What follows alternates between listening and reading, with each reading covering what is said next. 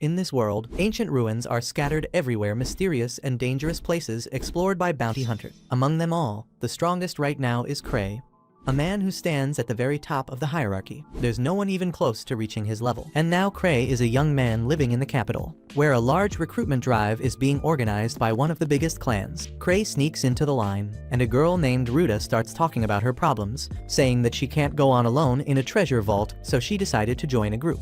Suddenly, one of the boys in line starts mocking Ruta, saying that a woman like her couldn't get through the White Wolf's lair being at level 3. She gets angry at the man's comments, whose name is Greg, and they both start to get angry with each other. Cray obviously doesn't want to be part of this mess, so he does his best to blend in with the wall behind him. A guard quickly arrives to break up the fight, and soon after, they enter the tavern, and Cray tells Ruta to ask him anything, as he has been to many of these meetings before. She first asked about the most flashy group, and Cray says they are the best clan, led by a blonde playboy named Ark. He is currently at level 7, and with only 5 teammates, he managed to clear a level 7 treasure vault, which means they are all very skilled. Ruta is amazed to hear this, and asks him about the empty seat next to Ark's group. And before Cray can say anything, Greg arrives and asks if she doesn't know that that seat belongs to the famous leader of the Grievers group, who founded the First Steps clan. Greg tells Ruta that the main reason there are so many people there is that the Grievers are trying to find a new member for the first time.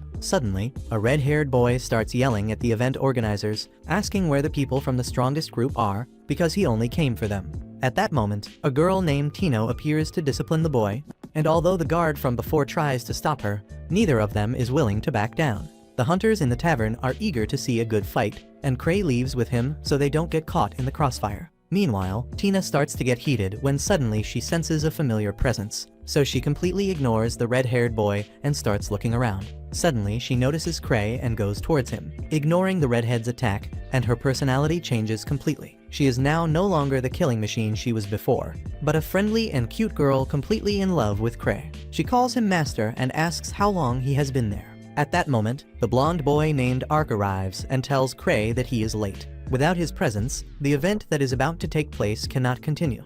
At that moment, everyone is shocked to learn that this pathetic man lying on the ground is the leader of the strongest clan. Apparently, Cray doesn't like being the center of attention, and his history as leader of the strongest clan began 5 years ago, when he formed a group called Grievers with his childhood friends to fulfill their dream. They went to the beginners' vaults and quickly cleaned them out. Yes, in this anime they don't call them dungeons, but vaults.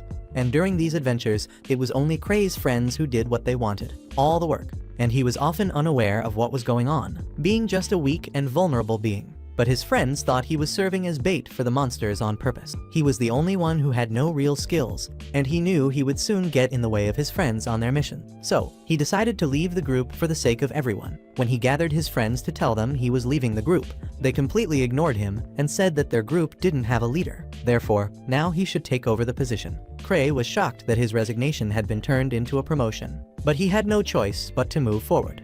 Thus, he became the leader of the group that soon became the strongest in the world. Back in the present, Cray is in his seat with Ark and Tino by his side, and both are fighting for his attention. Ark then says that Cray must have arrived late on purpose to mingle with the candidates and evaluate them. Deep down, Cray wants to say that this is not true, and that he was only late because he overslept, but he obviously says nothing. Ark then asks if he has found anyone suitable to join the group. Cray's attention turns to the violent redhead from earlier. He asks the boy to introduce himself. The boy says his name is Gil, and Cray believes that if Ark's group trains him, the boy will be able to unlock his full potential. But it turns out that deep down, Cray knows he has no talent for identifying people. So, he decided to choose Gil, who seems to be a very hard-working boy. However, he has one condition that Gil must meet. Cray says that the most important thing for a hunter is strength and the determination to never give up.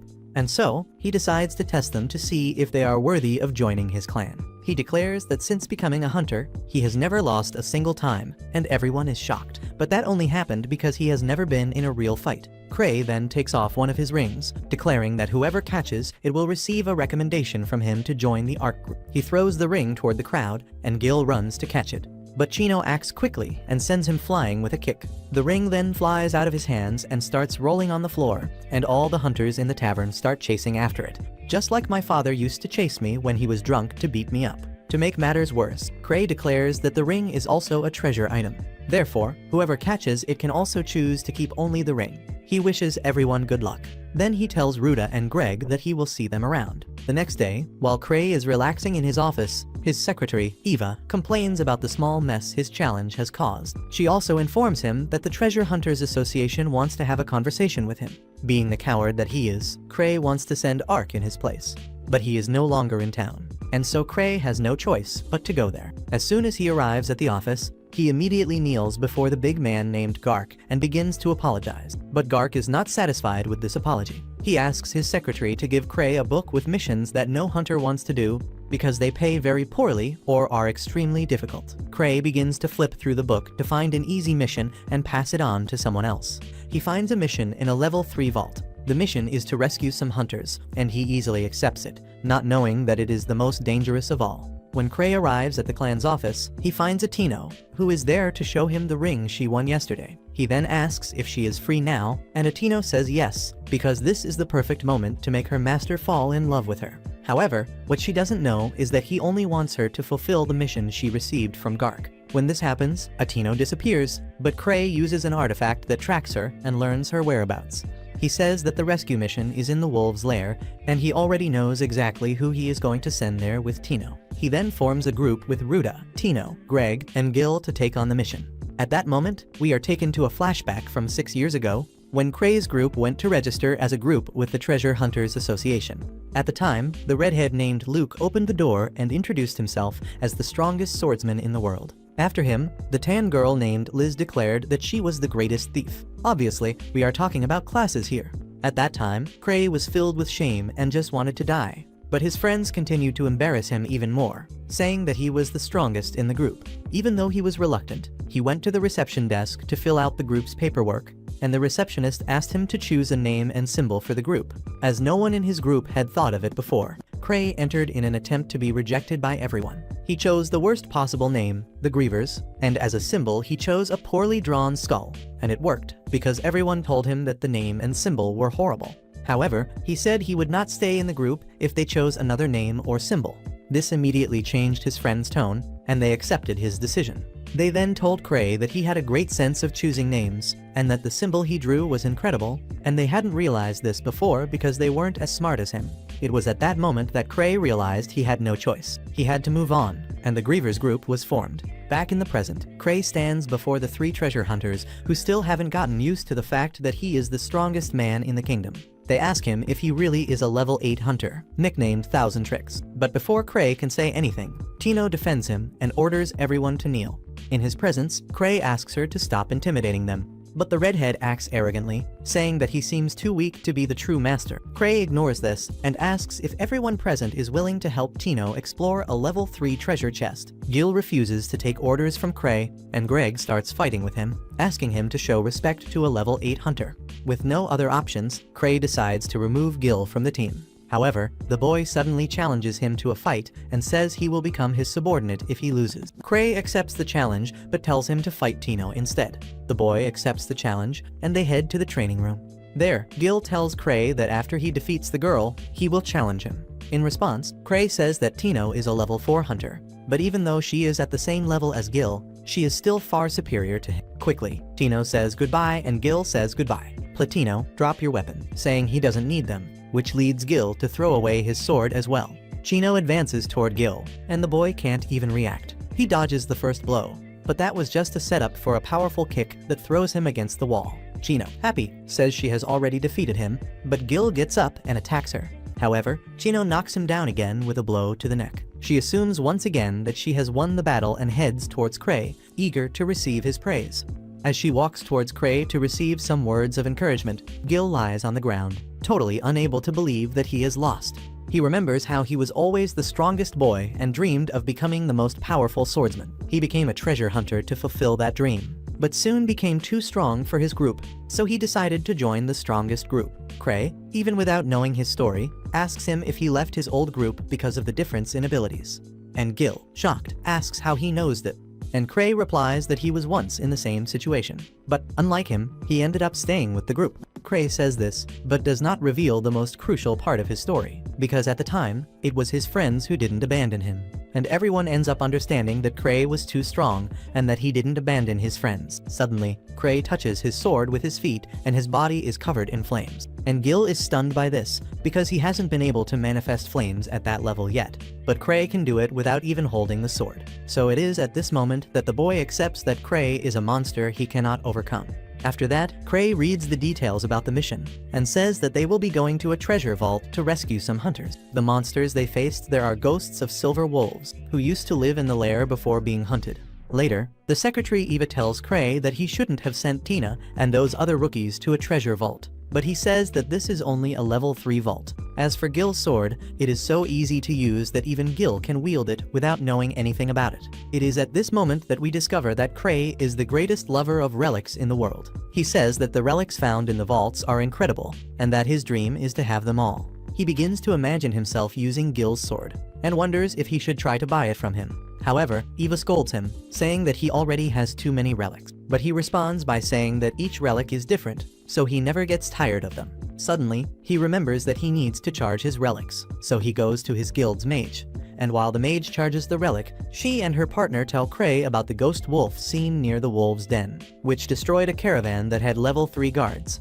In addition, the monsters in the vault have been getting stronger recently, and even a team of level 5 treasure hunters disappeared inside it. Cray is shocked to hear all this. He immediately picks up the mission information page. He hadn't noticed the names and levels of the people he had to rescue when he accepted the mission, and he panics when he realizes that he sent level 3 people to rescue level 5 people. He comes to the conclusion that he sent everyone to their deaths, and when he tells the other two, they are also frightened, but they come to the conclusion that this is how Cray trains those with potential.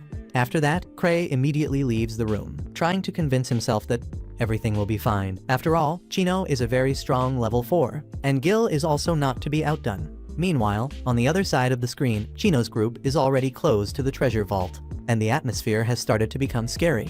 And although she already knew that Cray had taken on a very difficult mission, she comforts the others, saying that Cray brought them together for some reason, which she just doesn't know. Suddenly, they are attacked by a powerful wolf monster wearing armor and carrying a weapon. Tino is terrified because she never thought the monsters there would be so powerful, but she decides to fight to fulfill the mission her master gave her. Back in Cray's office, he feels guilty for sending Tino and the others on such a dangerous mission, so he decides to go and help them himself. He pulls a book from his bookshelf to reveal a secret room where all his relics are kept. Finally, his eyes fall on a small chest containing a very special relic. When he leaves the room with everything, Eva almost mistakes him for a thief, but then she realizes that Cray just wants to help them. However, she notices a forbidden relic around his neck, but Cray hides it, saying he won't use it because it's too dangerous. He then goes to the window and tells Eva that he will be back soon. He activates the power of his robe and flies away at an insane speed. It is at this moment that ignorance becomes a blessing, because the artifact he is using to fly is a rainbow. It has no controls or brakes, and its creator died after testing it. Back in the cave, Tino's group manages to kill another monster far beyond their level, and during this encounter, Gil realizes that the mana in his sword has been completely drained after Cray released the energy from his sword during the demonstration. Greg also seems quite shaken, while Ruta breathes heavily due to, with the effort of killing just one monster, Greg thinks they should go back, as they don't have a group or level suitable for dealing with these monsters. But Tino rejects their plans, claiming that Cray sent them for a reason, and that they cannot disappoint him in any way. She even says that the fact that Gil's sword was discharged may have been part of Cray's grand plan. So she moves forward blindly believing in Cray, and soon they arrive at the objective of their mission, where they encounter several monsters waiting outside, with weapons and bows in their hands. Everyone hides behind some rocks and discusses the plan. Quickly, they decide it would be best to avoid confrontation in the open field and first try to enter the cave. Gil heroically volunteers to distract the dogs, while the others run inside. But Tino tells him that he will be instantly killed if he tries to do so. Gil claims that he still has his legendary sword, and that even without its mana, it is still a formidable weapon. But as the leader of the group, Tino rejects this idea. Instead, she decides that she and Ruta will act as distractions, while Gil and Greg attack the monsters from behind. Together, they push themselves beyond their limits and end up doing very well, managing to defeat the 4 wolves. Everyone is surprised to realize that they are capable of defeating such strong opponents. But suddenly, a few more monsters emerge from the cave, and the group immediately springs into action. While fighting, Tino observes that her team, even though it is temporary, contains people who are very strong in their own classes. And while all this was happening, Tino continues to trust Cray, thinking that he must have thought of all this beforehand, and sent them to this dungeon specifically so that they could gain more confidence.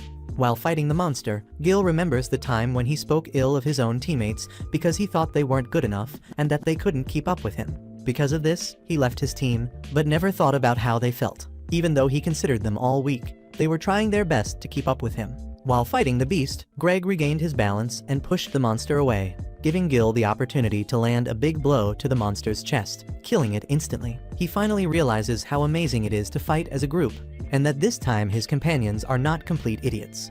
Together, they advance to the next area. However, before crossing the next set of caves, Tino interrupts them, saying she senses someone's presence nearby. Greg asks if it could be the people who got lost in the cave, but Tino believes they must fight the boss monster before they can recover the injured members of the group. She says they can't grow if they only take on easy tasks, and Greg says that maybe she's right, because even after becoming a level 4 adventurer, he never advanced to higher level dungeons.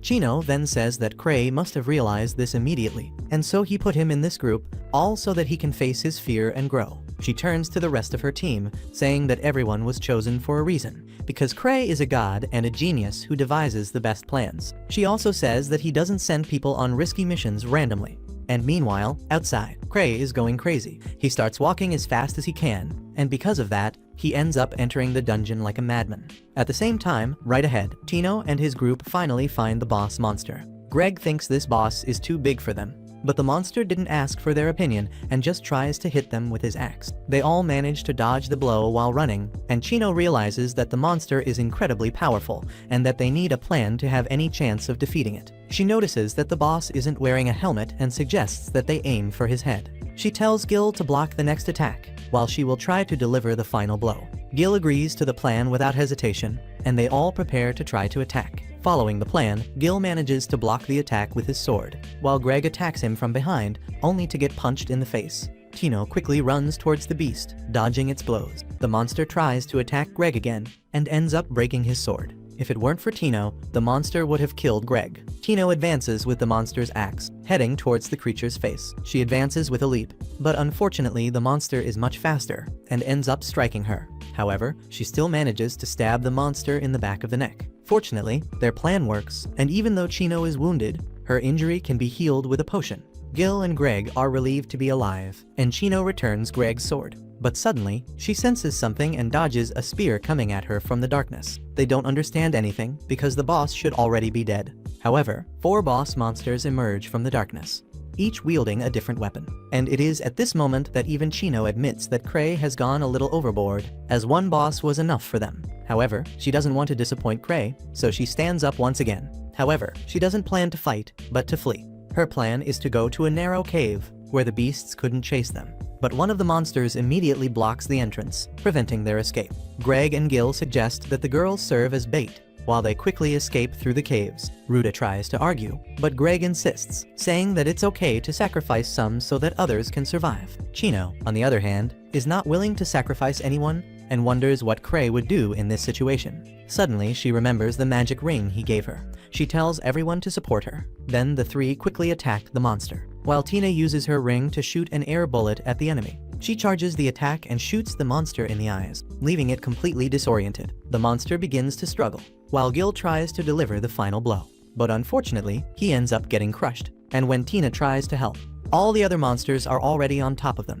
And when it seems that all is lost, Cray enters the cave and blasts the monster against the wall. Tino is surprised to see him there, while Greg realizes that the monsters seem to fear him. One of the monsters tries to attack him, but Cray's protective relics make him immune. He quickly fires a magical explosion using his magic rings, throwing the monster against the wall again. Then he uses a smoke bomb to provide cover and allow everyone to escape, and thanks to his intervention, everyone manages to get away alive. Cray quickly heals Tino's legs and tells everyone to follow him.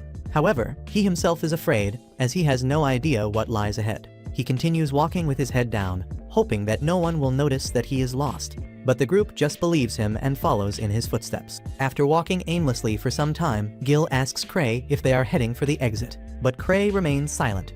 Tino then intervenes, stating that he definitely has other plans, as he is leading them in a completely different direction. Inside, Cray is desperate to escape. He is afraid that Tino is angry with him for sending them on that mission. So, not knowing what to do, Cray just keeps walking. Suddenly, everyone freezes and asks how Cray knew they needed to go in that direction.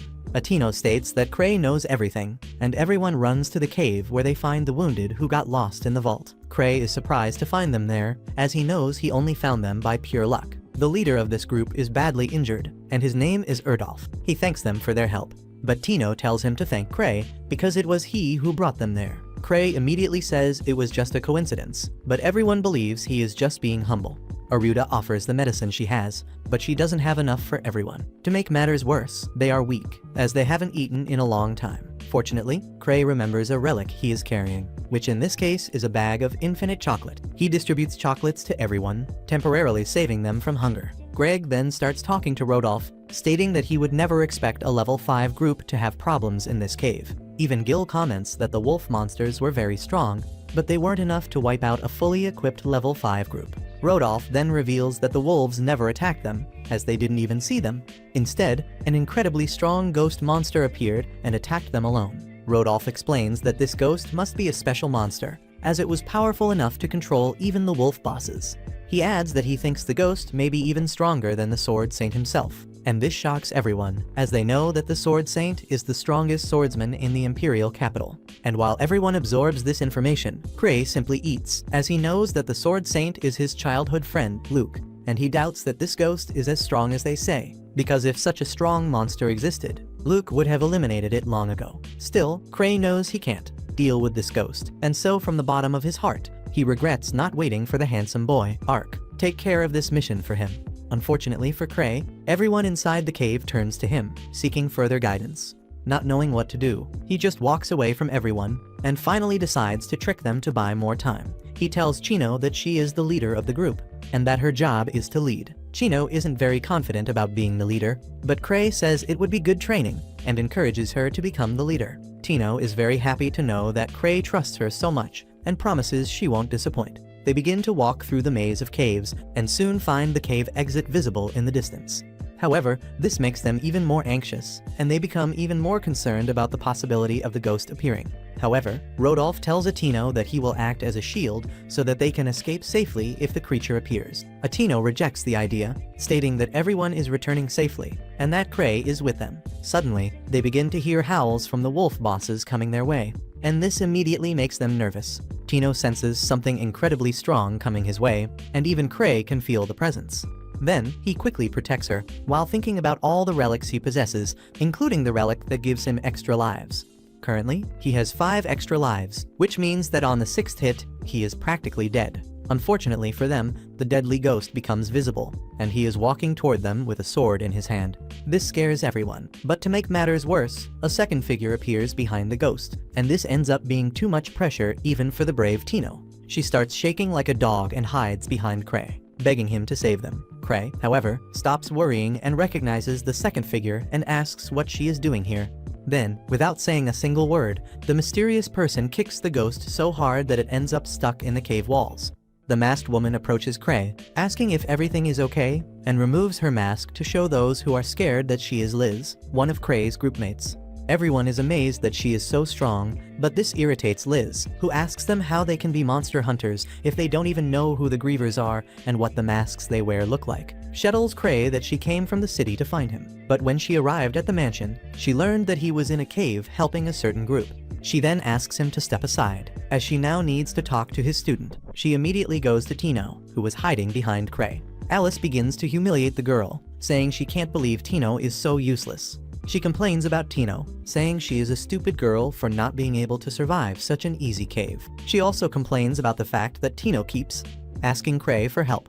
Gil thinks this is too much and tries to stop her, but he receives the hardest kick of his life and is also thrown against the wall. Liz then continues to scold Tino until she falls completely to the ground. Unfortunately, Liz has no plans to stop complaining, and Cray is too cowardly to intervene. He waits until Tino gets on all fours and apologizes for her failures. At that moment, he thinks this is too much and finally intervenes, telling Liz that Tino did an excellent job during her mission, all thanks to her excellent training. It is at that moment, Liz completely changes her personality and becomes a sweet girl who asks Cray if she did a good job or not. Cray praises her, saying she is amazing, and she is happy. Suddenly, they realize that the ghost has reappeared from the wall, and behind it is a giant wolf carrying a gun. This angers Liz, who puts her mask back on, and when the wolf tries to shoot her, she moves so fast that time slows down, and she catches all the bullets with ease. Then she jumps towards the beast and kills it with a single kick to the head. She now turns her attention to the ghost who was preparing to attack her. She grabs the sword with her bare hands and knees the ghost in the air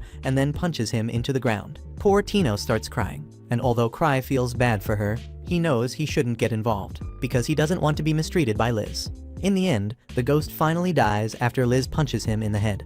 After that, Liz finally calms down and runs to hug Cray and tell him she missed him very much. After that, they escape to safety, and the next morning, Gil returns to the training camp and gives his magic sword to Tina, saying that he wants Cray to keep it, as he is going to train from scratch once again, and his dream is to become as strong as Liz one day. But no one believes that he will be able to reach that level. Meanwhile, China thinks about the strange masks that the grievers wear, and obviously, it was Cray who ordered these masks. These masks are completely useless, as they have no opening for the wearer to see what is in front of them. Even so, Cray's friends wear these masks and believe that the masks make them stronger. And after these events, we see Cray starting to look for a slime that should be in a capsule around his neck. He received this item about a year ago from a talented alchemist in his clan. She often gave him her final products to keep, and they were always dangerous items. At the time, she told him that if he was careless with this slime and released it, it could destroy the entire capital by itself. That's why he's so scared that he can't find it. Cray knows that if he thinks too much about this matter, he will end up becoming weaker than he already is. So he convinces himself that this slime does not exist and that he did nothing wrong. He then goes to the clan building. Liz says that the Treasure Hunters Association wants a report on the White Wolf's lair. Cray tells her to send a report to Tino, since she was the team leader. However, Eva informs him that Tino is training with Liz at the moment, and he immediately feels sorry for the poor girl. He then asks Eva if anything important has happened in the capital. She tells him that nothing has happened, but that she will start investigating. However, he tells her that there is no need. He decides to pay Tino a visit and leaves everything else to Eva, who begins to think about how the ace was always right when making some kind of prediction. She believes that since he is concerned about the capital, something serious and terrible will happen soon. Meanwhile, Cray arrives at the training room and finds many grumpy hunters gathered outside the gates. A level 6 hunter named Sven tells Cray to get Ollie under control, as he is the only one who can take on a beast like her. Everyone else needs to practice too. But Sven is more concerned about Tino's death if her training continues. Cray makes a few jokes, saying that everything is fine, but when the training room gate opens, he quickly becomes frightened to see Tino lying on the floor, while Liz is threatening and insulting her, demanding that she get up to take more. When Tino doesn't get up, Liz goes berserk and decides to end her life with a powerful kick. Fortunately, Cray stops her before she can attack, and Liz stares at him menacingly, asking if he is really stopping her. He says yes, with a smile on his face, and says that Tino has reached her limit, so she should let her rest for today. Liz then quickly becomes a cute girl who obeys Cray and promises to let Tino rest. But suddenly, Tino grabs her leg, using all her strength to get up. It turns out she wants to look cool in front of Cray, so she tells Liz she can still fight. Alice quickly prepares to kill her this time, and as the two girls prepare for a second round, Cray leaves the training room because he knows he will die if he stays there. Outside, Sven thinks Cray's big plan is to motivate Tina to become stronger, and Cray lets him believe whatever he wants. After that, they sit down for tea, and Sven comments that, apparently, the White Wolf Den case has not yet been resolved, and that some ghosts are still attacking people at the north entrance. He asks Cray what they should do, but obviously Cray has no idea. In his conscious mind, Cray just misses Ark, because he is better than him at everything. Suddenly, he has an idea and decides to pass the case on to Sven and his team. He sends them to the Hunters Association to meet Gark, and tells Sven to think of it as training. Cray leaves happy, impressed with his quick problem solving, but one of C-Bem's subordinates is not impressed with him. This subordinate comments that despite being the leader, he has never seen Cray do anything worthwhile. However, C-Bem reprimands him, saying that he should not judge Cray so easily, because deep down he is a real monster. On the other hand, Gark from the Hunters Association thinks the same thing. Gark believes that although everything seems the same in the White Wolf's lair, Cray must know something that is happening because he would not go there for no reason. Far away from them, in an underground laboratory, an old wizard is also thinking about Cray's involvement in the recent case. He is a member of the secret organization called Accasha Tower, which is researching ways to create treasure vaults artificially by manipulating the energy that flows from the earth. This old wizard is the mastermind behind the plan, and he was also behind the mutation of the ghosts in the White Wolf's lair. However, he never imagined that a high-level hunter like Cray would enter the treasure vault and discover their plan. The old wizard considers him a danger and goes to another location to continue his research, as they cannot face him without the head of security, who is out of town. Meanwhile, Cray has a nightmare about a giant slime burning the entire city. He wakes up sweating because the heat of the burning city felt very real. But he soon realizes that the cause of the heat is Liz, who has crawled into his bed and is fondling his balls. However, Cray is already more than used to this, so he doesn't even react. Liz then asks if he's free, because she's officially taking time off from work and training, and there's nothing better than going out to have fun with Cray. He decides to agree to whatever plan she has, because it's much better than working. However, when they arrive at the clan building, they are shocked to find Gark, who went there because Cray kept making excuses. Gark tells Cray they need to talk, but Liz confronts him, telling him to solve his problems on his own and stop relying on Cray. Gark is furious about this and complains that Liz left a high-priority mission incomplete, but Alice calls him bald and tells him to stop disrupting their meeting. They continue arguing, and Cray thinks he is watching a battle of insults worthy of a duel. Suddenly, the verbal battle turns into a real fight. Cray then calls Gark's assistant over for a kind of civilized conversation. Meanwhile, Alice and Gark continue fighting downstairs, destroying the reception area in the process. Alice, being agile, has the advantage over Gark, even though they are equal in strength. She even taunts Gark, saying that he is getting old and that his joints must be crumbling. She also jokes that his kite probably doesn't fly anymore, and enraged by the insults, Gark uses all his strength, but Liz easily dodges him and continues to pressure him. At that moment, Cray comes down and asks them both to stop, and although Gark is unwilling to back down, Liz runs and immediately to Cray's side, clinging to him and saying that they should return to their meeting. So, each goes their separate ways, and Cray and Liz finally go out to have fun. He then asks about the level 8 vault she was exploring, and Liz replies that it was a lot of fun, and that the monsters there were she was exploring, and Liz replies that it was a lot of fun, and that the monsters there were the best, but she got bored after a while and came back to see him. Christie's thoughts return again to the slime that got lost, and he wonders if it could really put the city in danger. Liz asks him why he looks so down. He doesn't answer her and asks another question, asking her what she would do if the country were destroyed. Without even thinking, Alice replies that she would flee to a tropical island, and thus she would enjoy her long vacation. Cray is surprised by her positive and carefree attitude, and he comes to the conclusion that he should learn more from his childhood friend. Suddenly, Alice throws her bag at Cray and sets off to defeat a random man on the street. Cray panics and asks what she is doing, and Alice says that this man was stalking her. He says she is being paranoid and asks her to let him go.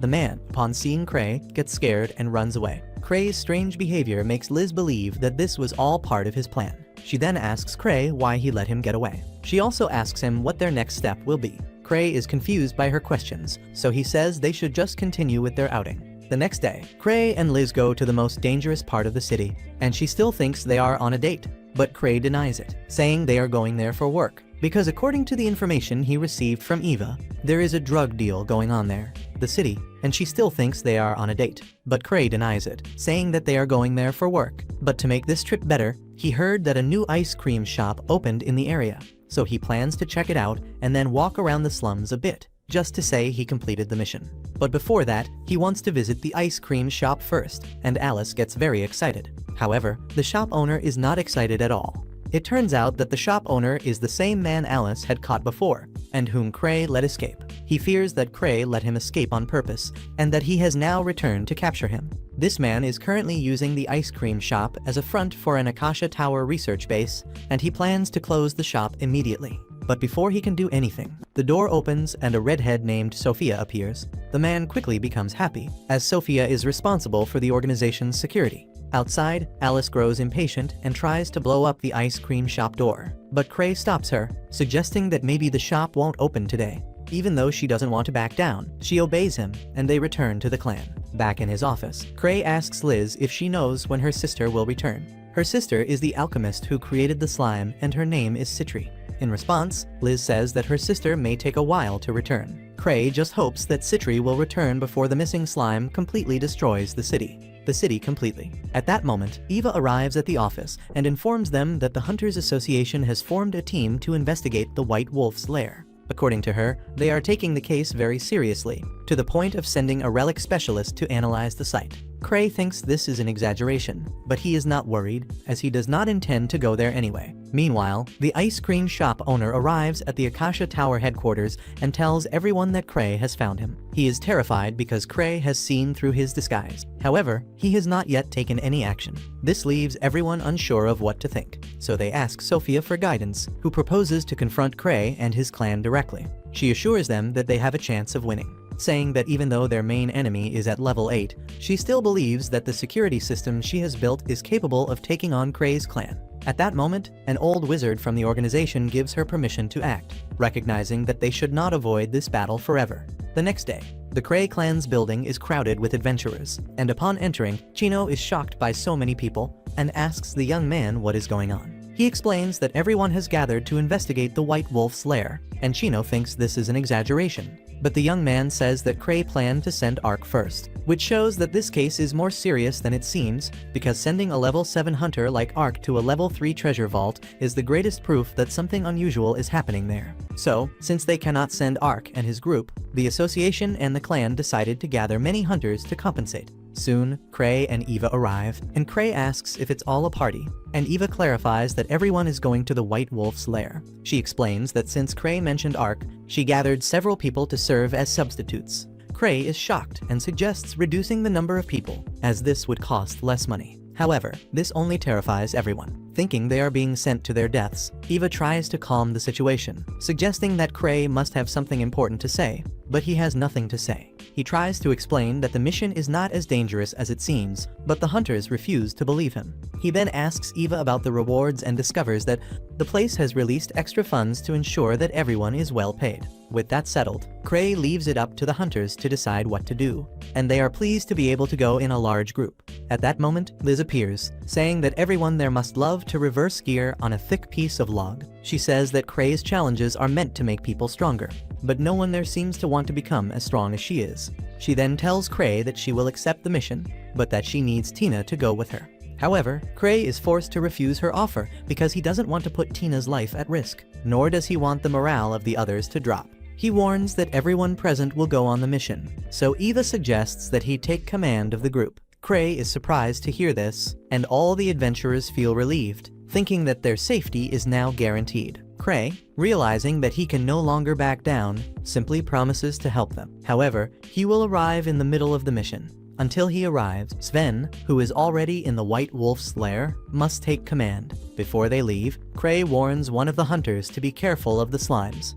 The man doesn't understand anything and thinks Cray is just mocking him. So, the group of hunters advances toward the vault, unaware that they are actually heading to one of the secret bases of the Tower of Accasha. At the same time, the leaders of this evil organization believe that Cray has sent several hunters to deal with them. They are now all undecided about how to react. Then Sophia suggests attacking the hunters before they are ready. She explains that the defense system was designed to fight the most powerful hunters, and that only the entire Cray group working together could defeat them. However, at the moment, only Cray, Liz, and the alchemist Citri are near the capital, and Sophia already has plans to deal with Cray and Liz. And Citri is the only one she doesn't have a definitive strategy against. However, Sophia herself has a personal feud with Citri, so she declares that she will defeat her. Sophia says that Citri discovered her master's theory on creating new treasure chests, and she is also trying to replicate it. She states that they cannot let this happen, and asks the wizard for permission to use all her firepower against Citri. The wizard grants permission, and appoints her as commander of the tower's forces for this battle. Meanwhile, Sven and his group have found nothing unusual. But Sven believes that Cray sent them there for some special reason. Suddenly, he receives a call. He asks his teammate to blow the emergency whistle, alerting all the other hunters. When everyone gathers, Sven shares Cray's message about the slimes, making the hunters furious that they are receiving orders from a man who didn't even have the courage to go to the site. However, Sven asks them to trust what Cray says and tells a story about how Cray once invited everyone to a flower viewing party and asked them to bring their weapons. And the moment Cray made the toast, a treasure chest appeared behind him, showing that he had foreseen everything. The hunters are impressed, and Sven emphasizes that Kray's information is more valuable than anything else they could find. Meanwhile, in Kray's office, Alice is begging for work, saying she wants to show him her fighting skills. He is irritated by her behavior and can only think about how long he will have to deal with her until these hunters solve the problem in the White Wolf's lair. His goal is to show up only at the end of the mission and take all the credit. At that moment, the alchemist Citri arrives on the scene and tells Cray that she has come to help deal with an incredibly strong and intelligent organization that could soon become a major global threat. Cray immediately kicks Liz and Tina out of the office to hear the details from Citri. Across town, Gark is also preparing. He puts on High's battle armor to enter the treasure vault and show that his glory days are not over yet. His assistant tries to stop him, saying that his bones can no longer take the pressure and that if he pushes too hard, he may end up shitting himself. Suddenly, Citri appears and shares some important information about their true enemies. Back in Cray's office, he reflects on how Citri was the only person in his circle of friends who wasn't extremely strong. She knew she could never fight on the front lines, so she decided to do something else to support her friends. At the time, it was Kraken who suggested that she become an alchemist, which led her to become the greatest alchemist of all time. Citri explains that the slime she created has the ability to quickly adapt to its environment and evolve, but it is an unstable prototype and has failed. However, she assures him that her creation would never attack her or Cray. Even so, Cray is still frightened to realize that the rest of the city is still in danger. He admits that he does not know when and how the slime disappeared, and Citri deduces that it must have escaped from the capsule through the drainage system. Cray is somewhat relieved by Citri's blind trust in him, but before he can relax, she warns him that there is something even more dangerous than the escaped slime to discuss. At the same time, in the White Wolf's lair, Sven receives information that Cray will not be joining the group anytime soon and that Liz has also been forbidden from helping them. He feels secretly relieved that he won't have to deal with Liz, so he decides to give a motivational speech to the treasure hunters. Osvin asks if they are ready to fight a slime, and all the hunters respond confidently, saying that even children can defeat slimes, and that this is not something they need to worry about. Sven, however, already expected this attitude and mentally curses Cray for not giving more useful information. At that moment, an extremely arrogant hunter decides to enter the vault on his own, claiming that planning is for losers. Sven then asks if he wants to be the monster's first victim so that they might learn something from his death. A man then gathers his companions, and amid the confusion, a shy red-haired girl raises her hand to ask a question. For some reason, she reminds him a lot of Sophia, but she claims to be just an alchemist from the Cray clan. The redhead explains that she worked alongside Citri on research about slimes. She then takes out a mysterious bottle and claims that the liquid inside can defeat any slime, regardless of its strength. After hearing this, Sven tries to motivate the hunters, telling everyone to seek victory and return alive. With that, they finally begin their investigation, and at the end of the day, they find only wolf ghosts, which are much stronger than expected, but they still haven't found any slime. Sven begins to wonder if Cray made a mistake this time. Meanwhile, the cocky idiot decides to go out and water a tree. He complains about Cray giving orders without showing up on the battlefield. Suddenly, he hears a strange sound and decides to investigate. Then he finds two mysterious men and a huge chained wolf. These guys are members of the Accasha Tower, and they are about to inject something into the wolf to turn it into a living weapon capable of decimating the hunters. The ugly hunter realizes that something is wrong and acts before the worst happens. He knocks out one of the men, but the other throws fireballs at him. He manages to block the attacks and goes after the second one, beating him up. Meanwhile, the first man injects the serum into the wolf, which begins to melt on the outside, becoming something even more dangerous. The two men then declare that the wolf will now seek mana to strengthen itself. The creature absorbs the energy of the two wizards in seconds, becoming a monstrous threat. The ugly hunter whistles to alert the others, and Sven immediately organizes everyone outside the forest. Soon after, the ugly hunter appears seriously injured, monstrous creature. The hunter whistles to alert the others, and Sven immediately organizes everyone outside the forest. Now a grotesque mixture of a ghost wolf and a slime. Sven shoots arrows to try to immobilize it, but he is unsuccessful. The mages attack with fire and ice, but they also do nothing. Sven and the healer rush to help the wounded hunter, who explains that he saw two men injecting something into the wolf, and that after that it turned into this hideous thing. The monster advances, unaffected by the attacks, and Sven decides to try physical combat, firing a series of arrows at it. But still, he has no results. He realizes that neither magic nor ordinary attacks work and warns the hunters to buy time and keep their distance. Sven then goes to the red-haired alchemist and asks for the bottle with the anti-slime product. She then explains that if the slime touches this product, it will self-destruct. Sven quickly comes up with a plan and places the bottle on the ground, luring the slime to it.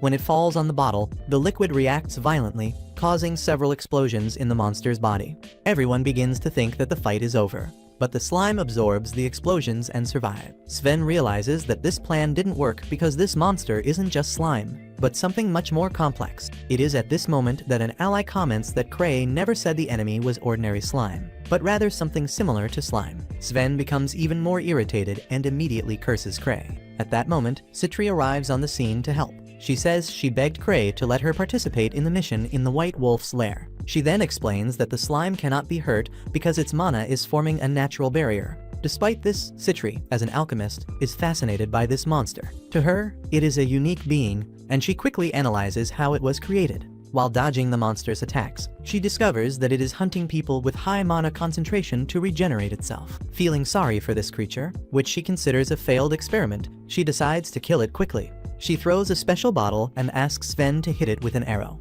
Sven, showing his legendary accuracy, shoots and hits the bottle right on the monster's head. The liquid inside is an anti-mana material that nullifies this slime's defenses. At that moment, Gark arrives at the scene fully armed, surprising Sven. Citri explains that she asked Gark for a ride because, unlike Liz, she cannot simply run off into the forest. Even so, Gark's presence does not seem to clarify anything for Sven. Citri then explains that she has a theory about who is behind all this. She leads the group to a camp and reveals the existence of the Tower of Accasha, led by Master Noctis. The hunters comment that Noctis was banished from the imperial capital a long time ago. But Citri then asks them if they really believe that banishment solves anything. She explains that the vault where they are is the base of the Tower of Accasha, and Talia suggests that the tower must have valuable equipment hidden there. And Citri agrees. She states that the organization is preparing for war and that they need to act quickly. She is determined to stop them, and to do so, she asks everyone to follow her. She says she is not Cray, but she will still do her best. Later, Wilivrion prepares for battle. Citri is praised by Sven's assistant, but he asks that no one underestimate this girl, as she uses her weakness to her advantage to win by any means possible. In this sense, she is a monster like the other grievers. On the other hand, Alice is squeezing herself into Cray's lap, as she asks him to let her help Citri because her sister is very weak, but he refuses to let her go. At the same time, in the depths of the White Wolf's lair, in the Accasha Tower hideout, we see some extras reading an instruction manual left behind by Sophia. She wrote that they should release the captured ghosts one by one, but the men disagree with this because it will be too easy for the hunters to defeat them. And although their master has given Sophia full authority, the men believe that a woman cannot know anything about war, so they must take control of the situation. Therefore, they decide to ignore her instructions and release all the ghosts at once. Outside the cave, Citri and the other adventurers are interrogating the two members of the Accasha Tower they captured. Citri promises to release them if they can tell her the location of their master Noctis, but the two idiots are ready to sacrifice their lives for their master. However, this was just a mean question from Citri, as she only wanted to confirm that Noctis was indeed the mastermind behind the entire operation. She tells the two prisoners that she can make them talk the easy way or the hard way. They refuse to talk, so she takes a truth serum to use on them, saying that for now, this will be the easy way. The men say that manipulating the minds of others is against the law, but Citri doesn't seem to care about that, and even Garqui sides with her. In the end, she assures everyone that she was just playing mind games and that her truth serum is just juice. She drinks it all, and suddenly, a thunderous roar shakes the camp. Everyone goes outside and find a giant wolf slime coming toward them. This time, the creature is red and faster than the previous one. Citri then says that they will need to analyze the barriers around the creature in order to destroy it, and to do that, she needs them to buy her some time. And despite being terrified, the people do as she says, and the monster quickly blows her shield to smithereens. Citri then orders the wizards to attack the creature from all sides, and thus she discovers that the creature's magical barrier makes it immune to combat attacks with the monster, hand to hand. So she wonders how they can deal with this when suddenly a blue wolf slime appears, and everyone panics and thinks they should retreat immediately. But Citri says she didn't know that the Accasha Tower had idiots in charge, since they were supposed to be an organization of researchers. She tells everyone to stop attacking and retreat to a safe place, and when they do so, the two monsters face each other. They then begin fighting. Citri explains that slime wolves go after enemies with the most mana, which causes them to attack their own teammates. Soon, more slime wolves appear and start fighting each other, and the two prisoners are shocked to see their powerful weapon fail. Back at the base, Noctis lectures the idiots who made this mistake, because the idiots didn't stop being stupid, even after seeing the first two monsters fighting each other. Sophia contacts contact with them via a communication device and tells them that they can't do anything against the monsters right now. However, she tells everyone that the situation outside has changed, because Citri and Gark have joined the hunters. Noctis panics when he hears Gark's name, but Sophia says they still have a good chance of winning. She says retreating is not an option, because the hunters have two of their men as prisoners, and even if they don't say anything, Citri will discover the location of their base sooner or later. She says they must lure the enemy and then destroy them with a master trump card. First, she plans to use a very strong beast to overwhelm the hunters. But since that beast is still being trained, someone needs to take control of it. She tells the idiot named Flick, who messed up the last task, that this is his chance to redeem himself for his sins and show his full potential. Flick is provoked by her words and swears before Noctis that he will lure the hunters to their base. Back at the treasure hunter's base, Talia watches Citri busy at work and begins to think about how Citri has always been a genius who had no competition. She was extremely motivated and hardworking, and Talia always felt insecure about being in her shadow. Suddenly, Sven approaches her and pulls her out of her thoughts. He starts talking about how her anti-mold medicine didn't work on the previous monster because it wasn't a slime. He says that Cray should have given them more details, so he quickly changes the subject and asks why the two prisoners are looking at her. Talia says she has no idea why, and Sven asks her to scream if anything happened. Shortly after that, Citri discovers the location at the base of the Accasha Tower by analyzing the terrain and mana flow in the region. Everyone is surprised, and then Citri asks the prisoners if her guess is correct, and their panicked reactions are enough to confirm her theory. They immediately call out to the redhead, calling her Sophia and asking her to free them. The hunters wonder what they are talking about, and Citri says that Sophia is her enemy and a student of Noctis. She has been trying to find her for a long time, but has never been able to find more than a trace. Therefore, she believes that capturing Sophia and Noctis is absolutely necessary to destroy the Tower of Accasha, and plans to settle the score with Sophia once and for all. Not far from them, Cray, Liz, and Tino are approaching the base. Basically, Liz dragged him here, and Cray believes he will die because his relics are not fully charged, and he also does not have enough safety ring. Back at the camp, the hunters are heading to the box tower base, and the ugly hunter tells Citri that if he had believed Cray's words earlier, he wouldn't have lost his arm. He is now eager to learn more about Cray, and Citri tells him that he is a man who will one day become a level 10 hunter. The ugly man is surprised to hear this, but after everything that has happened today, he has faith that Cray is someone very strong, and Citri tells him that Cray is strong. However, even if he were weaker than a rabbit, he would still be the best treasure hunter among them. At that moment, lightning flashes through the clouds, attracting everyone's attention. The next instant, a powerful bolt of lightning is fired directly at Citri. The spell was fired by the man named Flick, who is riding the flying lion monster. He boasts about his supreme spell that can kill anyone instantly. All the hunters are knocked out, and he says that now he will prove that his master is better than Sophia. However, to his shock, Citri suddenly gets up and says she is used to this level of spell because she has faced worse things in a high-level treasure chest. Flick panics because this spell was instant death, but Citri shoots herself with a water pistol, instantly healing herself. She then attacks Flick and knocks him down. But before she can finish him off, the lion monster knocks her down. But just as she attacks him, Gark appears and cuts the monster in half with his axe. And Citri continues to heal everyone with her little water pistol. Back at the base, Noctis is furious because the idiot Flick only took one of the monsters with him. He should have taken them all. His subordinates tell him that Flick's final attack was useless and that the hunters are still coming towards their base. They suggest that Noctis flee while they hold off the hunters, but he opposes this idea. He declares that he still has one trump card, Sophia, and until they have both lost, he cannot abandon the base. He says that watching over his disciples' battles is his duty, and everyone is moved to tears. Noctis orders them to continue fighting with all their might, and his subordinates swear that they will win. Meanwhile, Citri and the others find the entrance to the Tower of Accasha, but Cybum thinks they shouldn't go in unprepared. However, Gargly says he is all the preparation they need. He asks Citri and Cybum to trust him, and enter the cave, as he wants to show Liz how strong he is. So, they advance toward the cave. But the members of the Accasha Tower are ready to face them with their flying lions. However, this is just a ploy to buy time while Noctis activates their trump card in his laboratory. He presses a few buttons and suddenly a stone statue shatters and a golem emerges from it. Noctis says that this is the Accasha Tower's greatest weapon, and he is confident that his enemies will not be able to defeat it. The golem goes out of the cave, where Gark is ready to fight it. Seeing their best fighter cornered, the members of the Tower of Accasha decide to go on the offensive. They fly well above the reach of Sven and the other attackers. And while everyone is busy fighting or waiting for their turn, the two prisoners try to cut the ropes that bind their hands. One of the flying lions attacks Sven and wounds him, but he heals himself and tells his friends not to let the group's morale drop. Things look terrible for the treasure hunters, but suddenly Liz arrives on the scene and hits one of the flying lions with her super speed, knocking it down instantly. Everyone is excited because now they have Liz to help them, and Sven tells them to move forward. On the other hand, Kray and Tino are alone in the forest, and Kray is a little worried because Alice has run off to fight, and now he doesn't have a reliable bodyguard. Suddenly, Tino senses a presence. She alerts Kray and asks if she should deal with whoever is near them, but he asks her to leave them alone, believing they are just wild animals. However, the people Tino sensed are the prisoners of the Tower of Accasha, and they are confused and wonder why Kray is leaving them alone since they are enemies.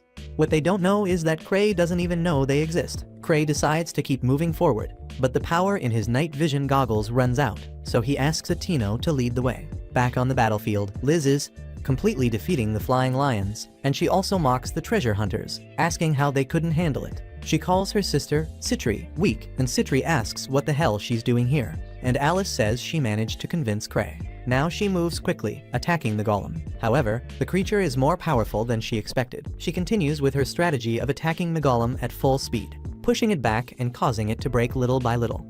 Gark doesn't want to be defeated by her, so he attacks the golem with his axe, freezing it at the point of impact. The golem falls to the ground while Sven aims at it. The creature is drained of energy for a while, but then recovers and prepares to attack again. Gark swings his ice axe at the golem, but now it dodges the attack and jumps high above him. No one can believe that this creature is so agile, and it reminds them of a companion of Kray's, who is almost the same size as the golem and is just as agile. Liz wonders if this golem was modeled after her friend, but it doesn't matter, because she just needs to destroy it. She jumps to attack it, but the golem reveals a cannon and fires it at her.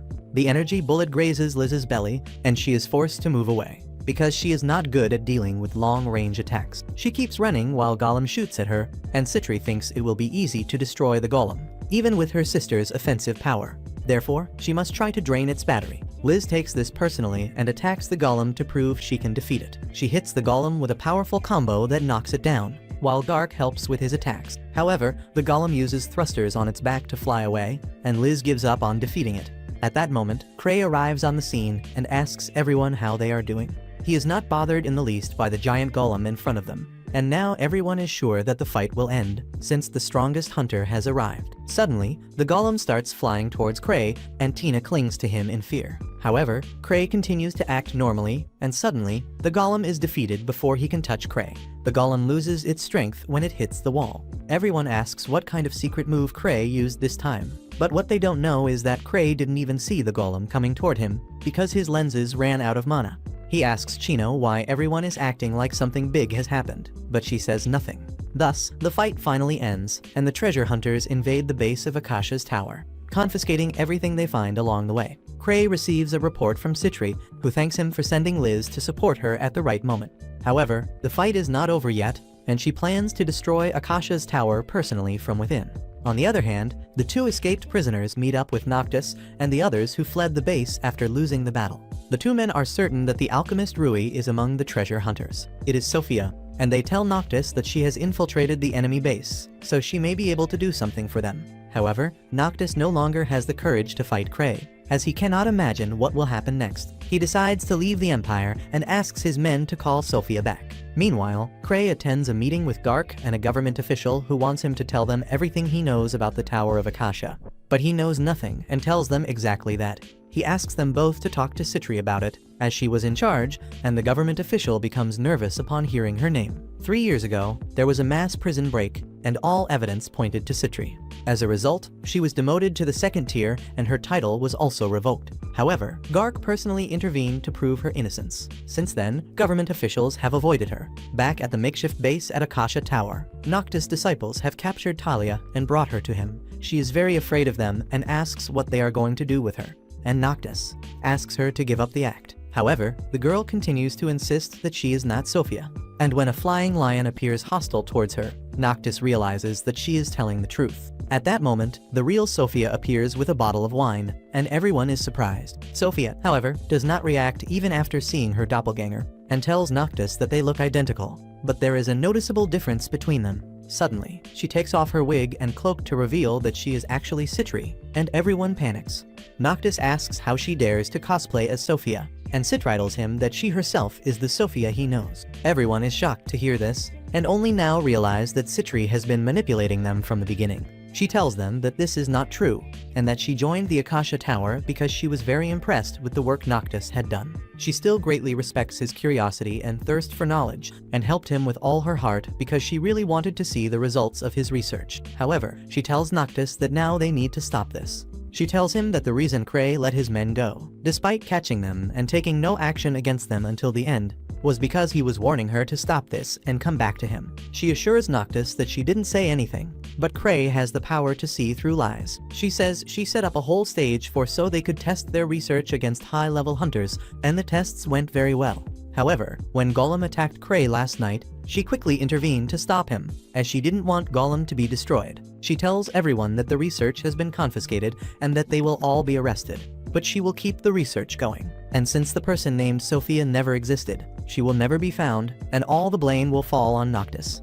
Citri then goes to her assistant, saying that her unique red hair stood out in the crowd, so she borrowed her appearance. The girl starts crying and breaks down. And then the disciples of the Tower of Accasha try to attack her. But Citri commands the flying lion to help her, and everyone backs away. Noctis, however, uses a powerful fire attack that kills the lion. But Citri is unharmed because she prepared for this. She also found the slime that Cray had lost, and it absorbed the attack to protect her. Suddenly, the slime begins to eat the lion's body, while Citri explains that this is her best work, as this slime can grow constantly by eating mana. Noctis panics upon hearing this, because it means that the slime has the potential to devour the entire earth. And Citri says she just wanted to test its performance against a powerful wizard like him. Suddenly, her disciples activate a smoke bomb and tell him to run away, while they hold off the slime. However, when Noctis is running away, he bumps into someone very muscular at the door and falls down the stairs. Noctis is terrified when he sees him. Then Citri appears, saying that she wanted to become stronger to match the rest of her friends. But creating golems is time-consuming and expensive, so she decided to create a pet chimera. To do this, she broke into a high-security prison and used all the escaped criminals as raw material to make this chimera. Noctis realizes that he is facing the most cruel person he has ever met, and Citri puts on her mask and says that he will become excellent raw material for her. The chimera kills the old man, and everyone else is arrested after Citri erases their memories. She also erases her assistant's memories and reveals to Cray that everything ended very well. She says she will be more careful when handling the materials next time, but he doesn't quite understand what she is talking about, and just agrees with everything. Shortly after that, Cray and Citri meet with Gark and government representatives to discuss the items confiscated from the Accasha Tower base. Cray says he would like to keep the Accasha Tower golem, as well as those other pieces of junk. The government officials are shocked, and although they understand why Cray is asking for the golem, they ask why he wants the other dangerous things. Cray doesn't have very good hearing, so he simply replies that he wants everything, and everyone begins to worry about his mental health. In the end, the officials agree to deal with everything except the golem. Citri then thanks Cray for negotiating on her behalf, and immediately goes to fetch the fearsome flying lions.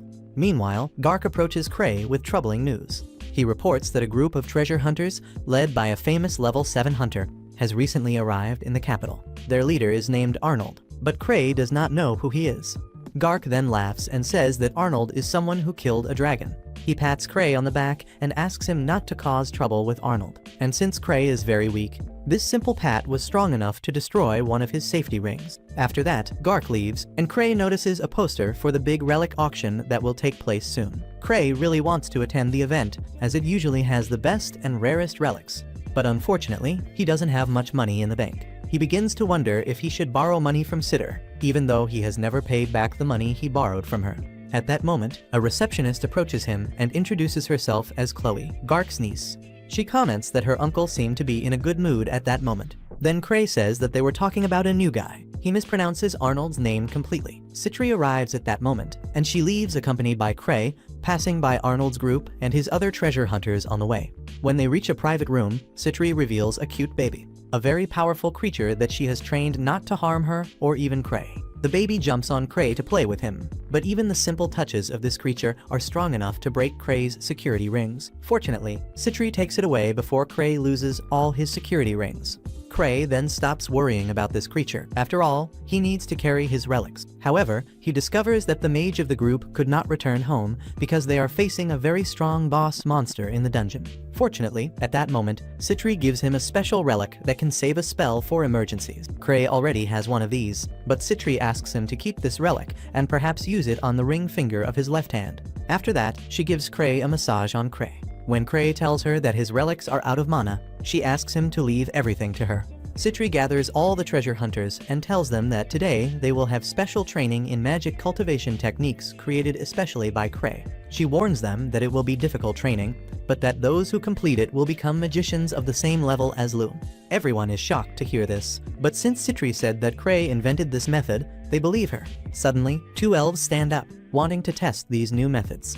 Chris belittles Cray, telling him to greet his sister properly, as she is much better than him at everything. But Lapis asks Cray to behave, but even she doesn't have a very positive opinion of Cray. He knows that elves live long lives and have exceptional talents when it comes to magic, so they despise anyone who isn't a great wizard. Lapis asks Citri if she is sure that this training can turn anyone into a mage like Lucia, whom even the elves respect. Citri replies that she is, and explains that Lucia became strong through similar training. Suddenly, a mage from Sven's group named Mary volunteers to be the first, even though she is very nervous about the training. However, the training ends up being a little disappointing, as she only has to charge Cray's relics, which is very difficult, because the ring never gets fully charged, no matter how much mana Mary pours into it. Citri tells her to keep going, and after much effort, Mary finally charges the ring. Citri then tells her that there is more where that came from, and makes her charge the magic rings one by one. Finally, Mary faints from exhaustion, and Citri explains that most people's mana capacity reaches a limit in their teens, and that they cannot grow beyond that. However, if they manage to exhaust all the mana in their bodies, there is a chance to increase this upper mana limit by a small percentage. Hunters complain that this method is impractical, because it takes too long for them to recharge their mana, even for elves. But Citri has the solution. She takes a special medicine and pours a few drops into Mary's mouth, causing her to wake up quickly and then faint due to the medicine's horrible taste. Citri tells everyone that Mary's mana capacity has increased with the medicine and that her mana has also been recharged. She explains that this is how Lucia became so strong. She wasn't born with the overwhelming power she has, but worked hard, and drank a lot of this medicine to get where she is. Everyone is shocked, even Cray, who didn't know that Lucia had to go through this after carrying her relics.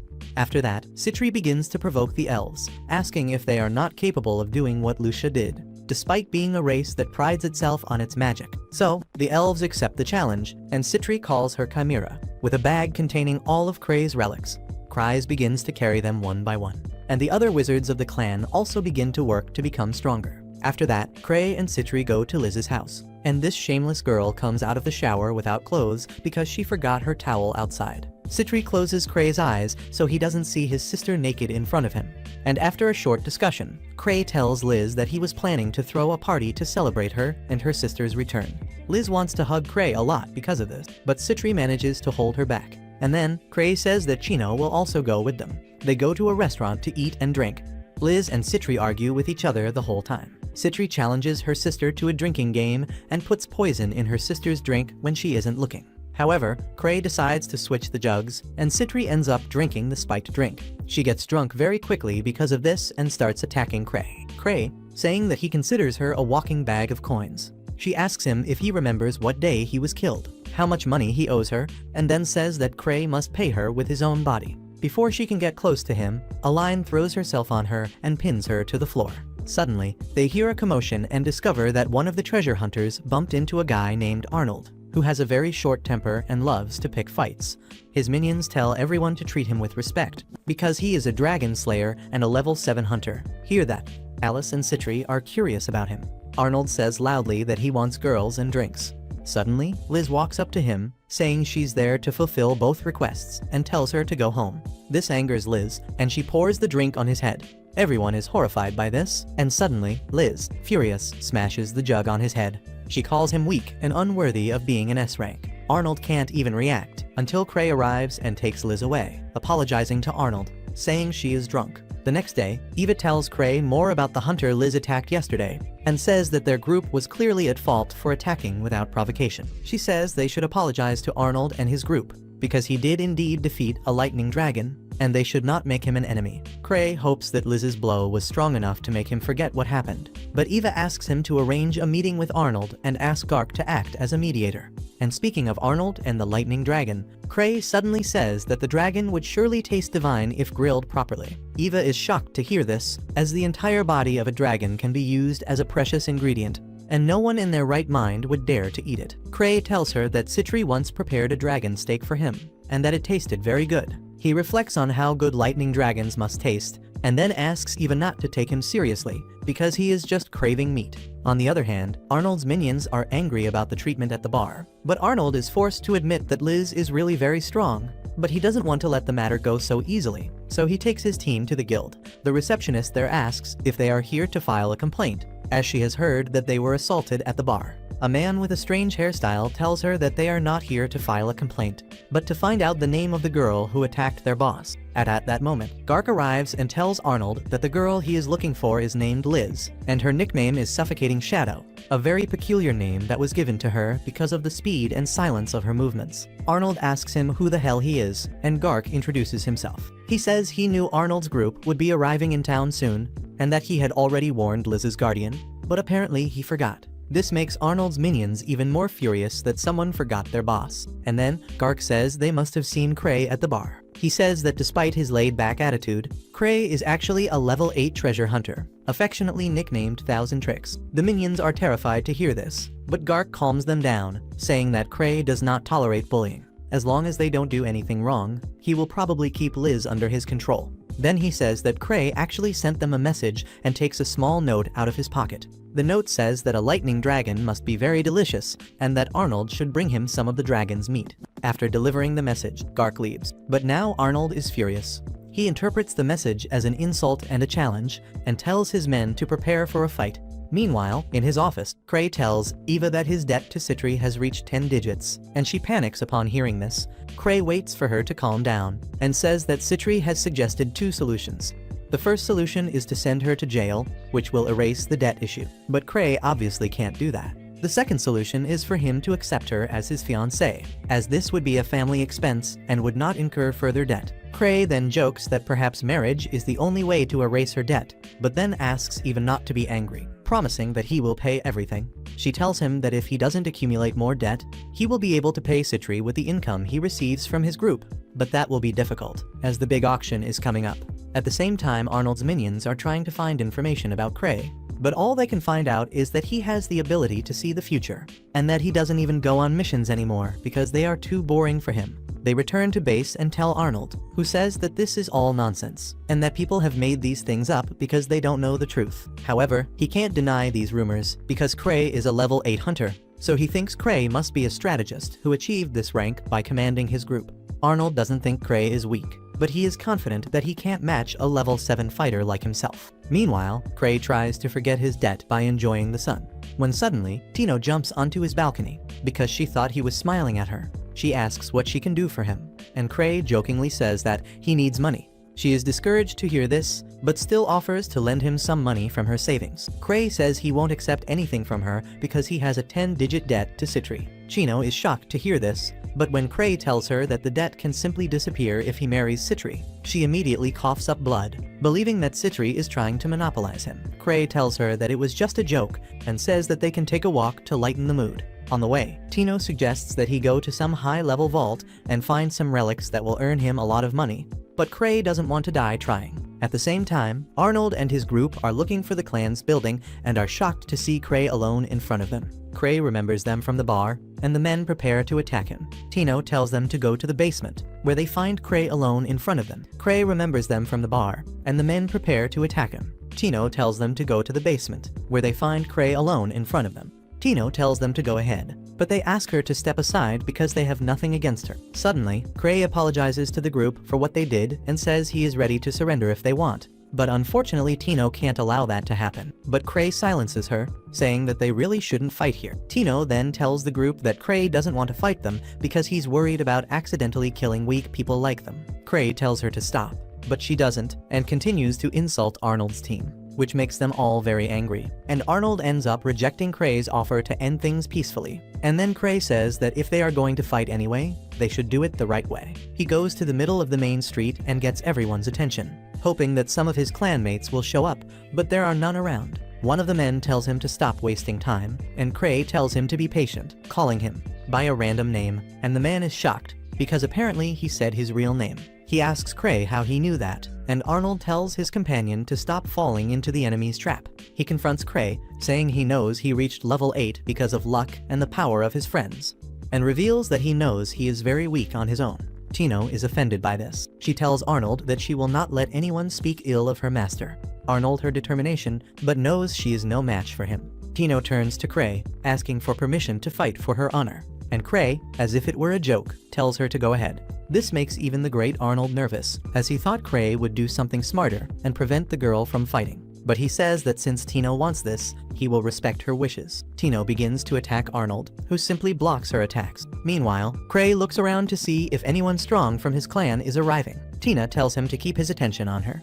Then Cray starts cheering her on, saying that she will surely win if she tries hard. This makes Arnold furious, and he knocks Tina to the ground, and then asks Cray who he thinks he is. Cray says he is no one special, but that he will not let anyone harm his people. He takes the unique relic Lucia gave him and decides to use it to subdue Arnold. He remembers the time he asked Lucia to create a powerful long-range spell that could defeat an enemy without hurting them, and that would also not hit any bystanders. Lucia told him that this was an impossible request, but in the end, she created the spell Cray needed. Now, he uses this gravity magic to pin Arnold and his men to the ground. Arnold asks if he is a wizard, but Cray says he doesn't care about any class. He releases the strip from the effect of his spell and tells Arnold that if he wants to fight again, he must follow the proper procedures, as he is challenging a clan master. So the proper way to do this is to first defeat the 3 strongest groups in his clan, and only after that can he challenge him again. And these groups are led by very powerful people like Ark and Sven.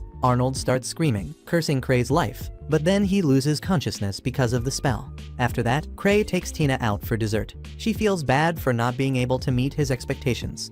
He tells her not to worry about it, but she asks him to tell her the location of a chest of precious relics so she can retrieve them for him, and that way he can pay off part of his debt. Meanwhile, Liz trains with a golem made by Citri, but is disappointed because it is only a replica, so she asks Citri to bring the original.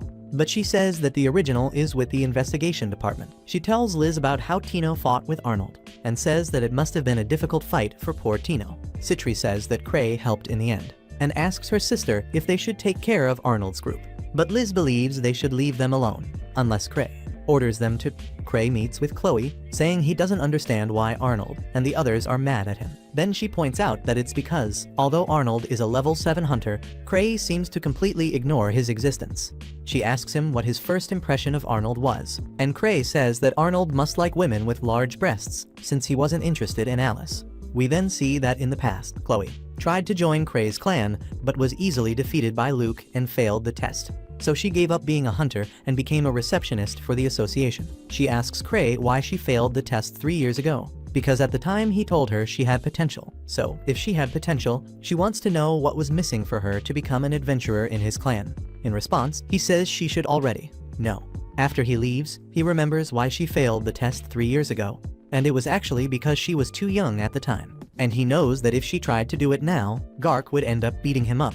So it's better for her to stay in her current position. Chloe then wonders if Cray's refusal to give her a straight answer is one of his 1,000 attempts to find out everything on her own. She thinks he believes that just giving her an answer will not benefit her, so she decides to keep thinking about the real answer, and until she finally understands it, she will continue to do her duty in the association. After that, we see Arnold getting shocked when Chloe tells him what Cray said about him, and the other member tells him to stay calm, saying that Cray is just trying to provoke him. But they can't believe it when Chloe says that Cray himself claimed that Arnold only likes women with big breasts.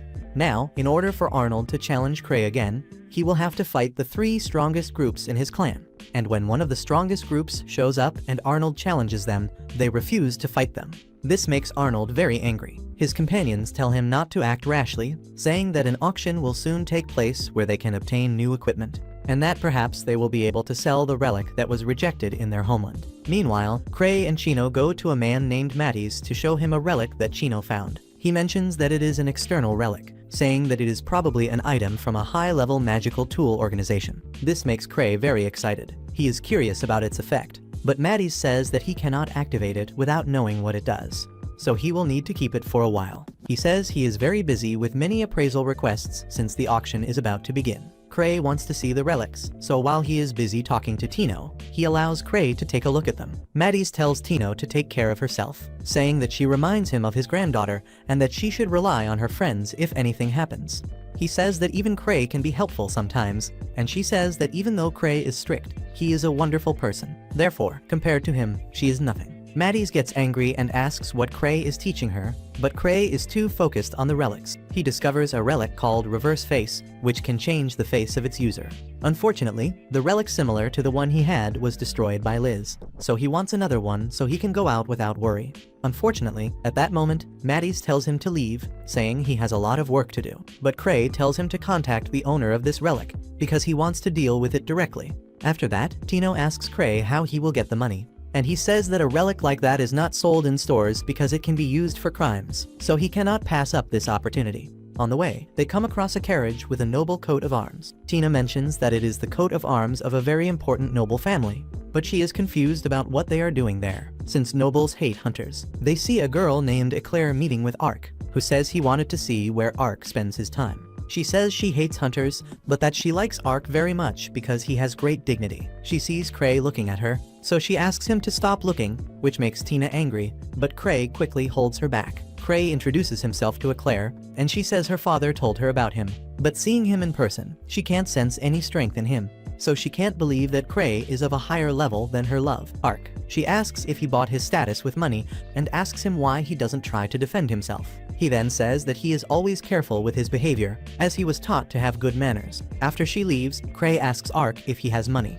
Ark says yes, but refuses to lend it to him, as he knows that Cray must have found another relic. Cray tells him that he needs to get it. Then Ark asks him what the relic can do. But when Cray says he can't tell him, Ark tells him he can't help him. Cray starts asking everyone to lend him money. And so, a rumor spreads around town that he is looking to buy a powerful relic at auction. After seeing that he has no other choice, he goes to Citri and apologizes for asking her for more money, even though he said he would pay his debt. She notes that their relationship has always been like this and says that her research will be delayed a little, but that she has obtained money by selling spare materials. She notes that since he really needs the relic, she will put her needs aside, and even offers to ask the bank for a loan if the money is not enough. Cray hopes that the owner of the relic will not ask too much for it, but is shocked when he sees that the relic belongs to Arnold's group. Arnold's companion tells them that this is a rare relic that they brought from the land of mist, so they won't sell it for little money. But Citri tells them that it looks scary. Arnold's companion says that they can simply put it up for auction. But Citri says that nobles don't buy relics that don't look good, so it won't sell for a high price. Arnold says that they don't even know what the relic's effect is. Therefore, they can't put a price on it. But he thinks Cray must know what it can do, since for some reason he is very willing to buy it. Cray refuses to tell him anything, but notes that the relic is dangerous, and that's why it has been restricted by law. So he tells them that it's best to sell it. Arnold wonders why he wants this relic so badly, since it is so dangerous that they cannot sell it. Arnold begins to wonder if Cray is trying to lure them into a trap. He believes that the relic may indeed be a dangerous item, and that Cray may be trying to get them to keep it. So he decides to sell it for 10 million coins, because he knows that this relic is of no use to them, since they don't know how to use it, and falling into Cray's trap by keeping it would be the worst case scenario. And so, he suggested a price they couldn't refuse. Cray accepts, and Arnold is happy thinking he has won the negotiation. But Cray asks Citri if it is okay to buy it for such a cheap price. She says that they were the ones who suggested a price. Then, when they are about to buy it, other hunters start offering more money for it, and Eclair offers 100 million to buy it.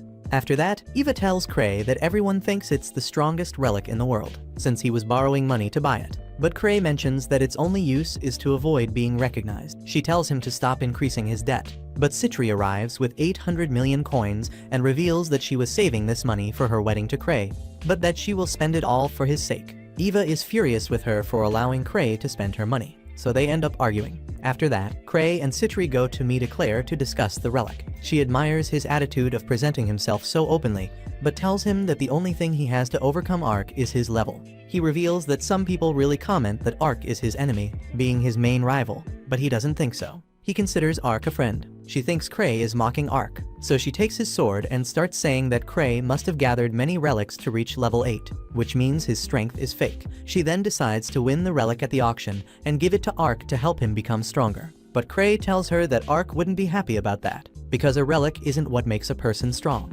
Upon hearing this, Accasha starts crying, saying she will get the relic and give it to Ark.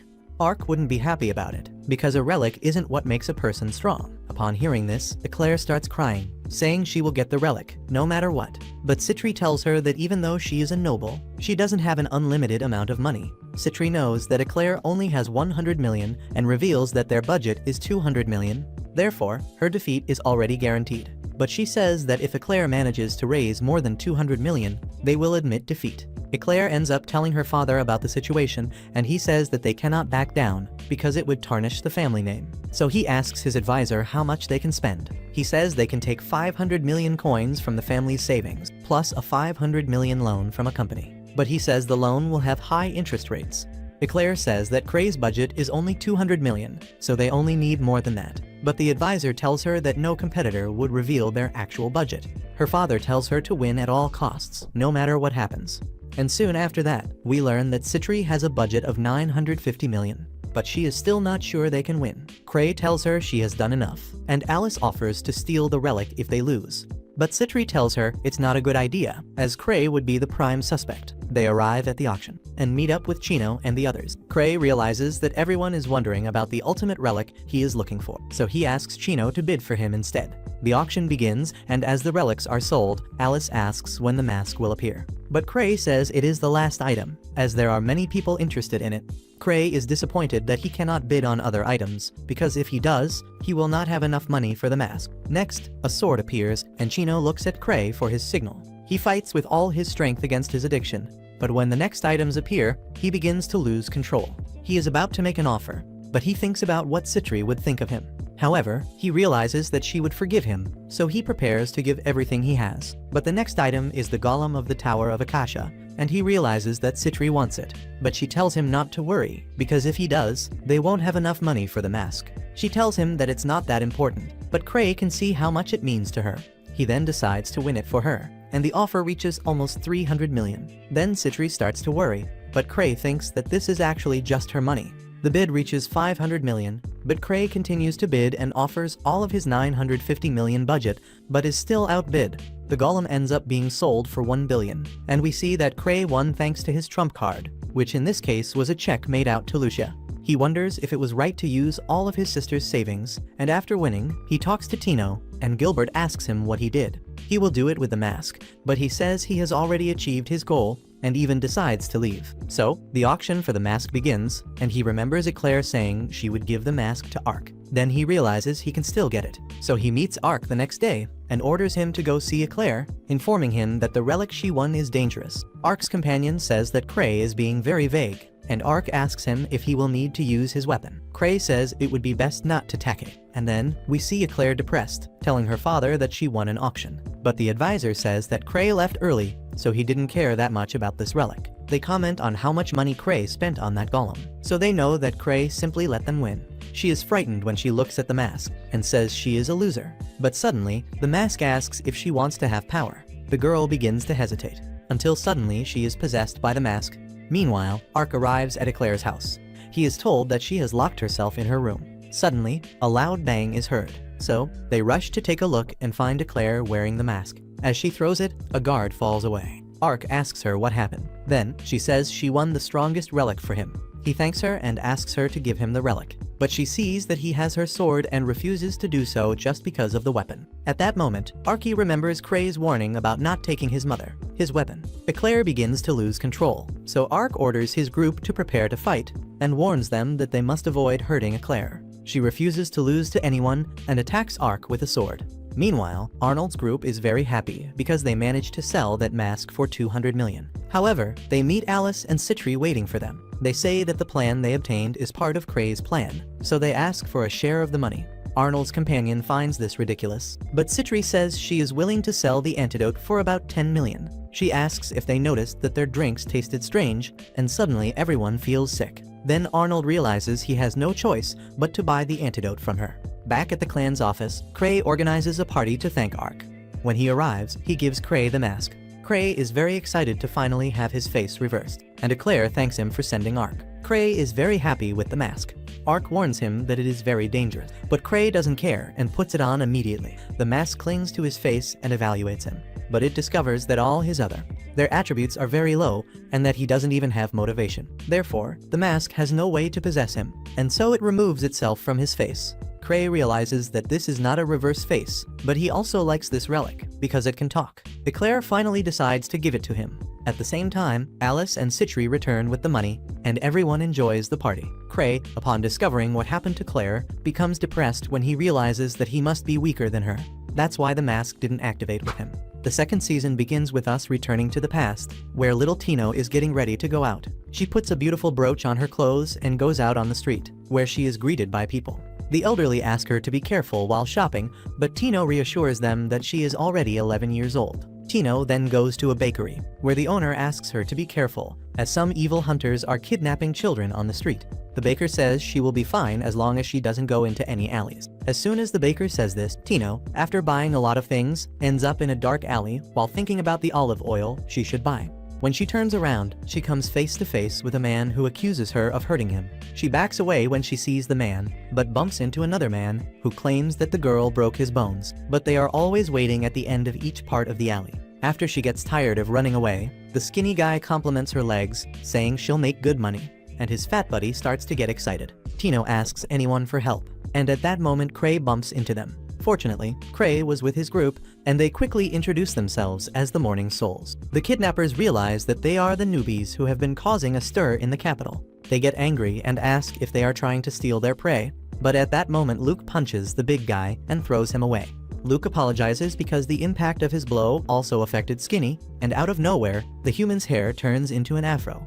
Angry, Skinny tries to punch Cray, but Alice kicks him away. The men decide to retreat to their place and Skinny says goodbye because they are outnumbered. Then they run away, promising to take revenge one day. Cray then asks if Tino is okay, and little 11-year-old Tino asks who they are. That's how she met this gang of super strong madmen. In the present day, we see Tino telling the story we just saw.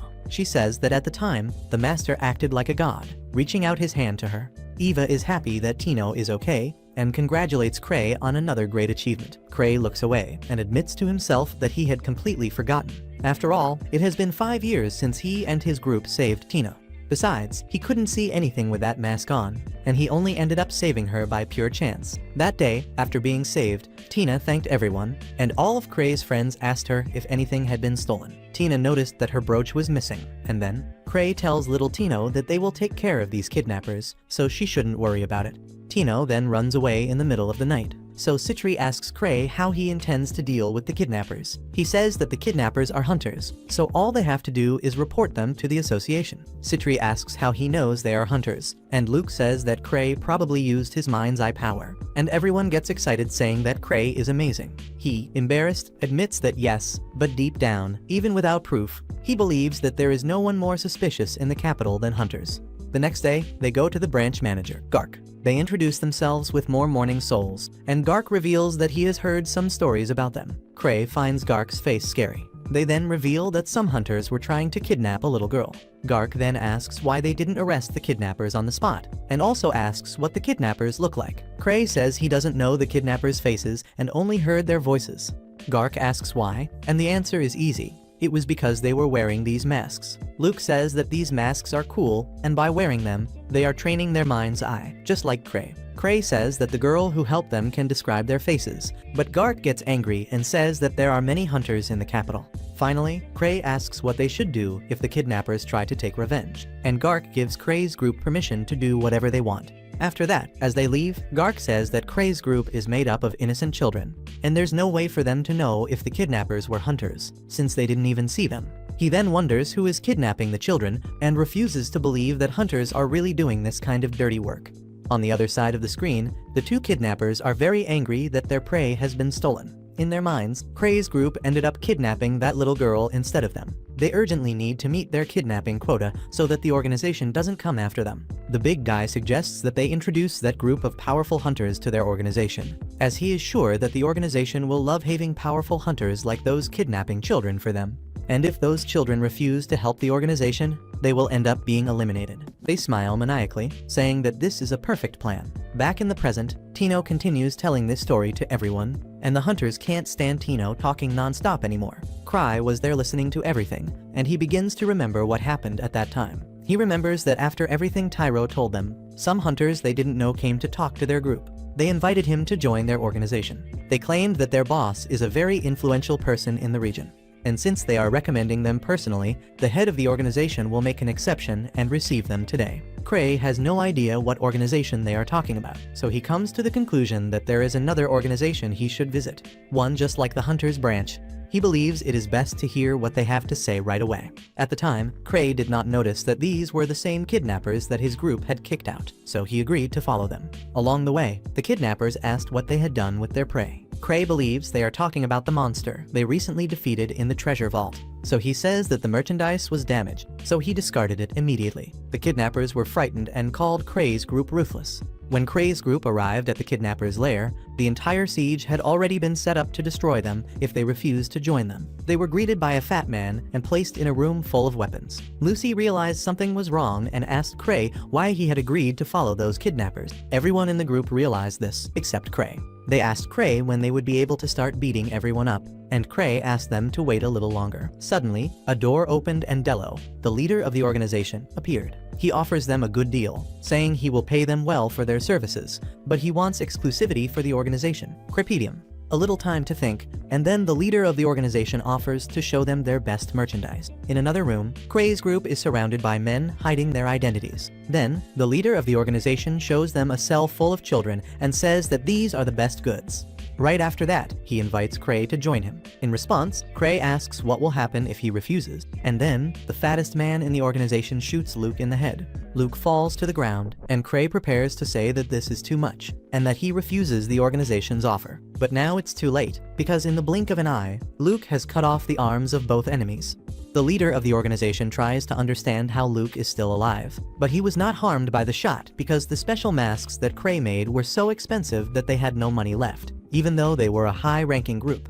Everyone confirmed that they are poor at the moment, but they have no regrets, because their leader always makes the best decisions. They then turn on the kidnappers, and in a matter of seconds, everyone is defeated. And while the kidnappers were beaten and blown up, Cray tried to convince himself that everything was fine, as Gark promised to take responsibility. Suddenly, he finds a brooch on the ground, and the next day, he reads the news that a group of missing people have returned home unharmed. Citri then says that they were summoned by the Hunters Association, and on the way there, while they were talking, Tino appears in front of them and Cray hands her the brooch he believes is hers. Tino thanks them and says she is very happy to have met them. At the time, she took a photo with Cray's group, and now she can't even imagine where she would be if she hadn't met them all back then. Now she is very happy to have met them. In addition, today marks 5 years since they met. Tino reveals to Cray that her dream is to one day join their group. She will continue to undergo grueling training without giving up, so that one day she will become a stronger person. When Tino leaves, Cray thinks about taking Tino to some other abandoned ruins, because that way she might find another relic for him to use. Some time passes, and we see Cray accompanied by Citri and Tino. They intend to explore a ruin together. However, after a brief analysis, Cray and Citri realize that this ruin is empty. Cray apologizes to Citri for bringing her along for nothing, but she looks around and says that this place also has sand rabbits, so Cray needs an escort. Cray reflects to himself that even he could beat one of these in a one-on-one fight, and Tino looks into the bottom of the hole and says that maybe they'll find something if they investigate the bottom of this hole. He asks her not to exaggerate, and then Tira jumps into the hole. When she leaves, Citri reveals that this hole was dug by the golem he bought for her at the auction, and the entrance to a hidden base was disguised as a simple sand rabbit nest. And since Cray is there, she invites him to take a look. Suddenly, a strange man appears saying Eureka several times. It turns out that he has discovered something special about this rabbit hole, and when Cray asks who he is, he introduces himself as a representative of the Sand Rabbit Research Laboratory. The strange creature explains that his group is unknown, and says he has come to do fieldwork. He says he has made an incredible discovery and asks if they want to know. While Cray thinks about how to respond, Tina is digging a hole in the ground with her own hands. On the other side of the screen, the man with a sand rabbit in his hand shows his discovery. He believes that rabbits have created a futuristic civilization underground and says that rabbits are intelligent, but pretend to be dumb. As he speaks, Citri yawns. Then, the man reveals that this place is the capital of sand rabbits. Citri obviously doesn't believe this nonsense, since earth rabbits are not underground creatures. The man then says he will show the results of his research by making a great stew with this rabbit. Suddenly, Tina appears running away from a giant rabbit, and the creature Citri created emerges from the ground in a bizarre way. The crazy man looks at the giant rabbit and says that it is probably the famous king of rabbits, a creature he calls Arena Rex.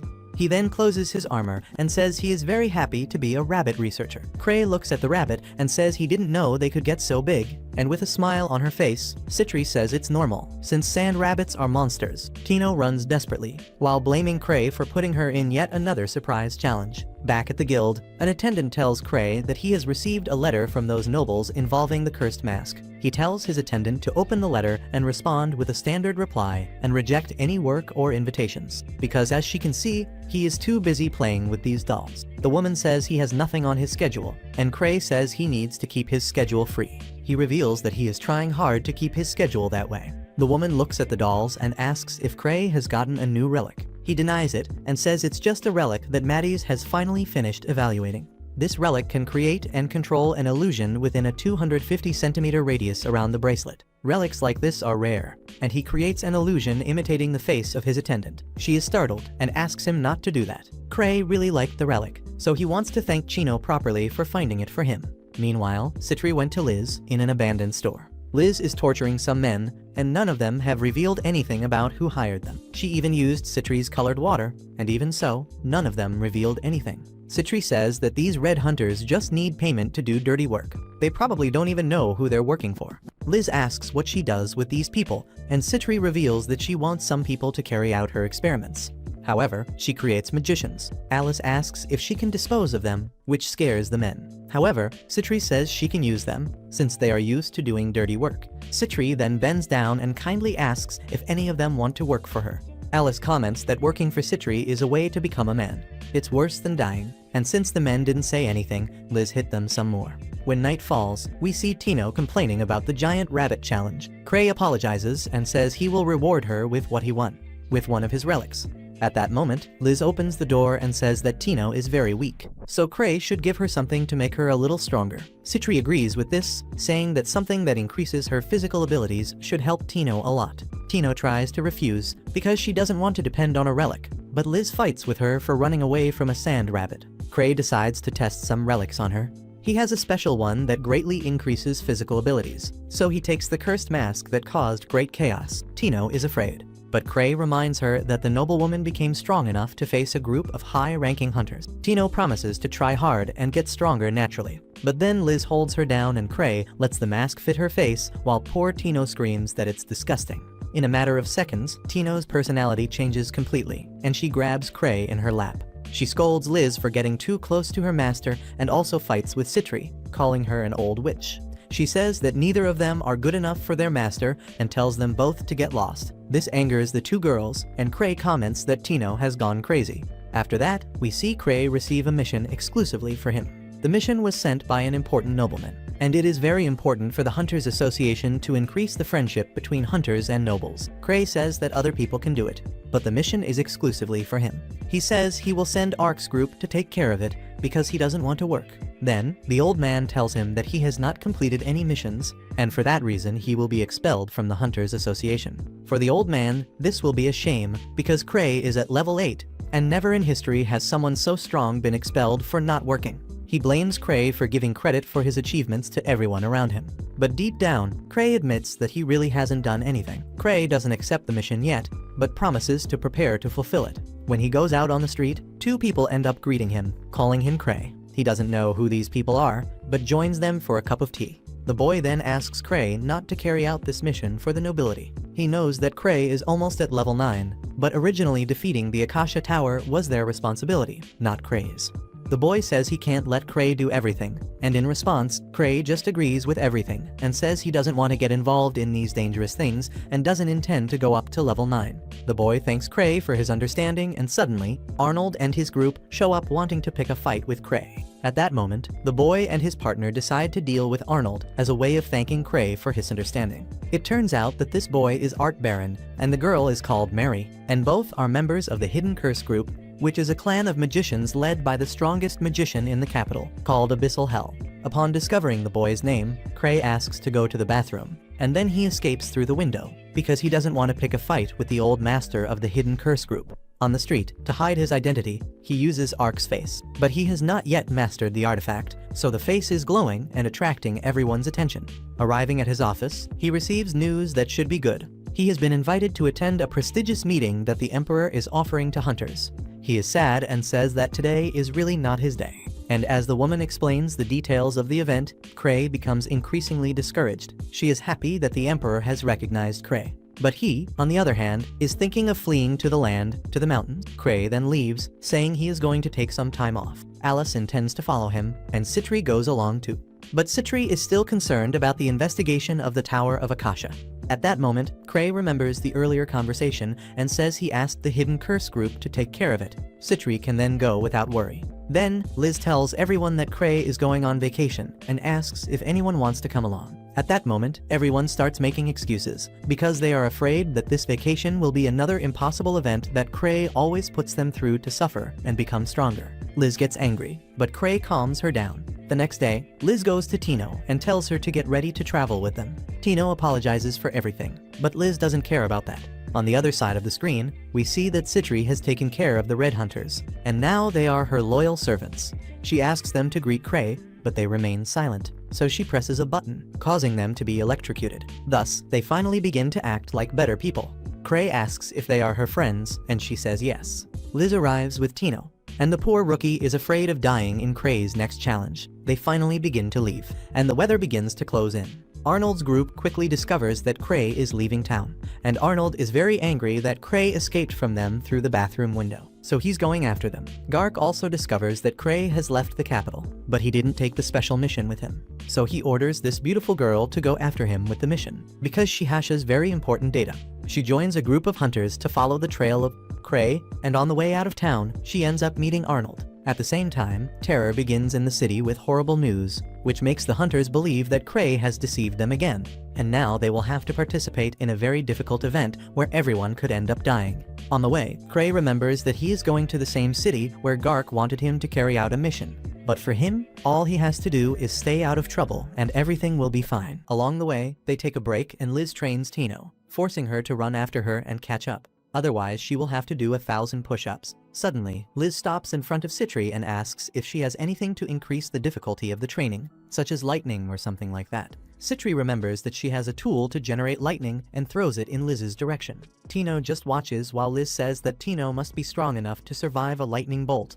Upon hearing this, poor Tino runs away so she won't die. But Cray reminds her that she can use the mask to survive. Tino refuses to wear the mask, so Liz makes her get hit by the first lightning bolt. Fortunately, Tino doesn't die, but Liz is now excited to test how many lightning bolts she can take directly to her body. Citri tries to calm Cray down by saying she has many healing potions, but Cray tries to say that this should be a vacation trip. However, it is already too late, and he does not know if Tino will survive. A while later, inside a tent, Cray tells Liz that she can't train Tino. She asks him why, and he says that they are on vacation and shouldn't exert themselves. He forbids any kind of training, which shocks even Citri. Meanwhile, poor Tino is dead beside them, and her body still has stored energy. Cray then continues to forbid the two girls from committing acts of violence, and they are even more shocked. However, Citri realizes that Cray is telling them to stop training because he wants them to have more life and death fights. Cray tries to tell them that they should just have fun during the holidays, but it's too late and the two girls have already misunderstood everything.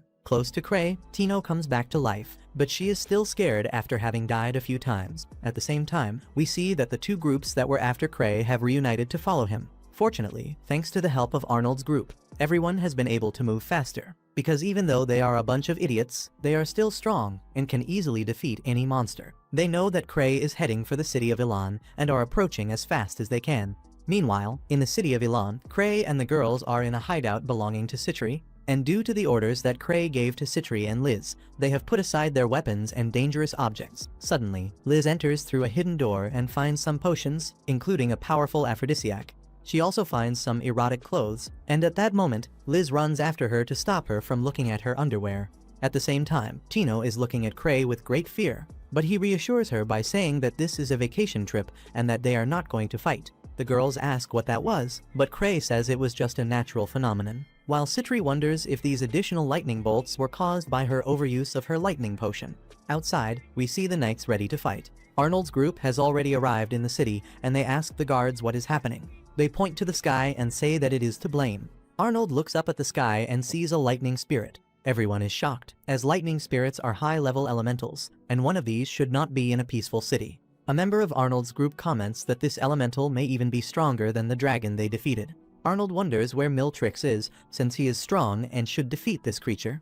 He then tells everyone to hold out until Cray appears to defeat the creature. While they fight, Cray is in a bathtub.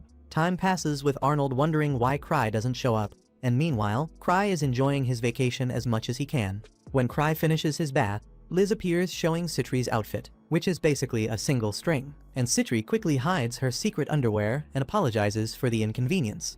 During the battle, everything seemed to go from bad to worse, but Arnold gave it his all and defeated the lightning elemental. The next day, when Cray went out on the streets, they saw that everything was destroyed. The guard in the exotic outfit informed them that a group of high-level hunters were in town and they took care of everything. Cray is happy and says that thanks to these people, he can sleep like a baby. Some time later, Arnold discovers that Cray has already left town and slams his fist on the table. To make matters worse, Arnold receives information that Cray commented to the guard that thanks to the hunters who fought, he can sleep like a baby. For Arnold, this was the last straw. He believes that Cray knew they were following him and therefore put them in a situation where they would have to fight that elemental to survive. Arnold then decides to leave immediately in pursuit of Cray. Meanwhile, Cray is with Liz, who is clinging to him. Jealous, Citri says that Liz's genes are not compatible with Cray's, but Liz says that Citri is her sister, so that applies to both of them. Annoyed, Citri takes a potion to summon a powerful monster, but Cray stops her from using it by throwing the potion on the road. Cray then says that there is a cafe just ahead that serves delicious sweets, and he wants to stop by there. Liz says she doesn't like sweets, and Citri says the same. Meanwhile, Tino is afraid. She believes that sweets may be a code for something scary that even Liz and Tino don't like. At the same time, the contents of Citri's potion spill out along the way, and a horde of intelligent creatures prepare to fight to the death the next day. Further ahead, we see many hunters gathering to participate in a great fight. Citri, pretending to be an ordinary girl, asks what is happening, and then the man informs her that a horde of orcs has camped in the nearby mountains, and if a group of that size attacks them, the city will suffer great losses. That's why reinforcements from the region have been gathered to deal with them. At that moment, Liz also appears, pretending to be an ordinary girl. They fight for attention here on the channel, but I prefer to show Tino afraid that something horrible will happen and Cray laughing at the two of them. Poor Tino was beginning to believe that candy means orcs, and then Cray says that tomorrow he is eager to enjoy some chocolate candy. He invites Tino to come with him since Liz and Citri don't like candy, and poor Tino loses consciousness just thinking about accompanying Cray. Later, we see Citri's group of servants wanting to escape, but they can't do anything because of their collars. Suddenly, the creatures Citri created go crazy and go after the orcs to destroy them. The orcs are quickly slaughtered by Citri's creatures, and the orc leader doesn't understand anything that is happening. With no options left, the orc leader orders everyone to retreat.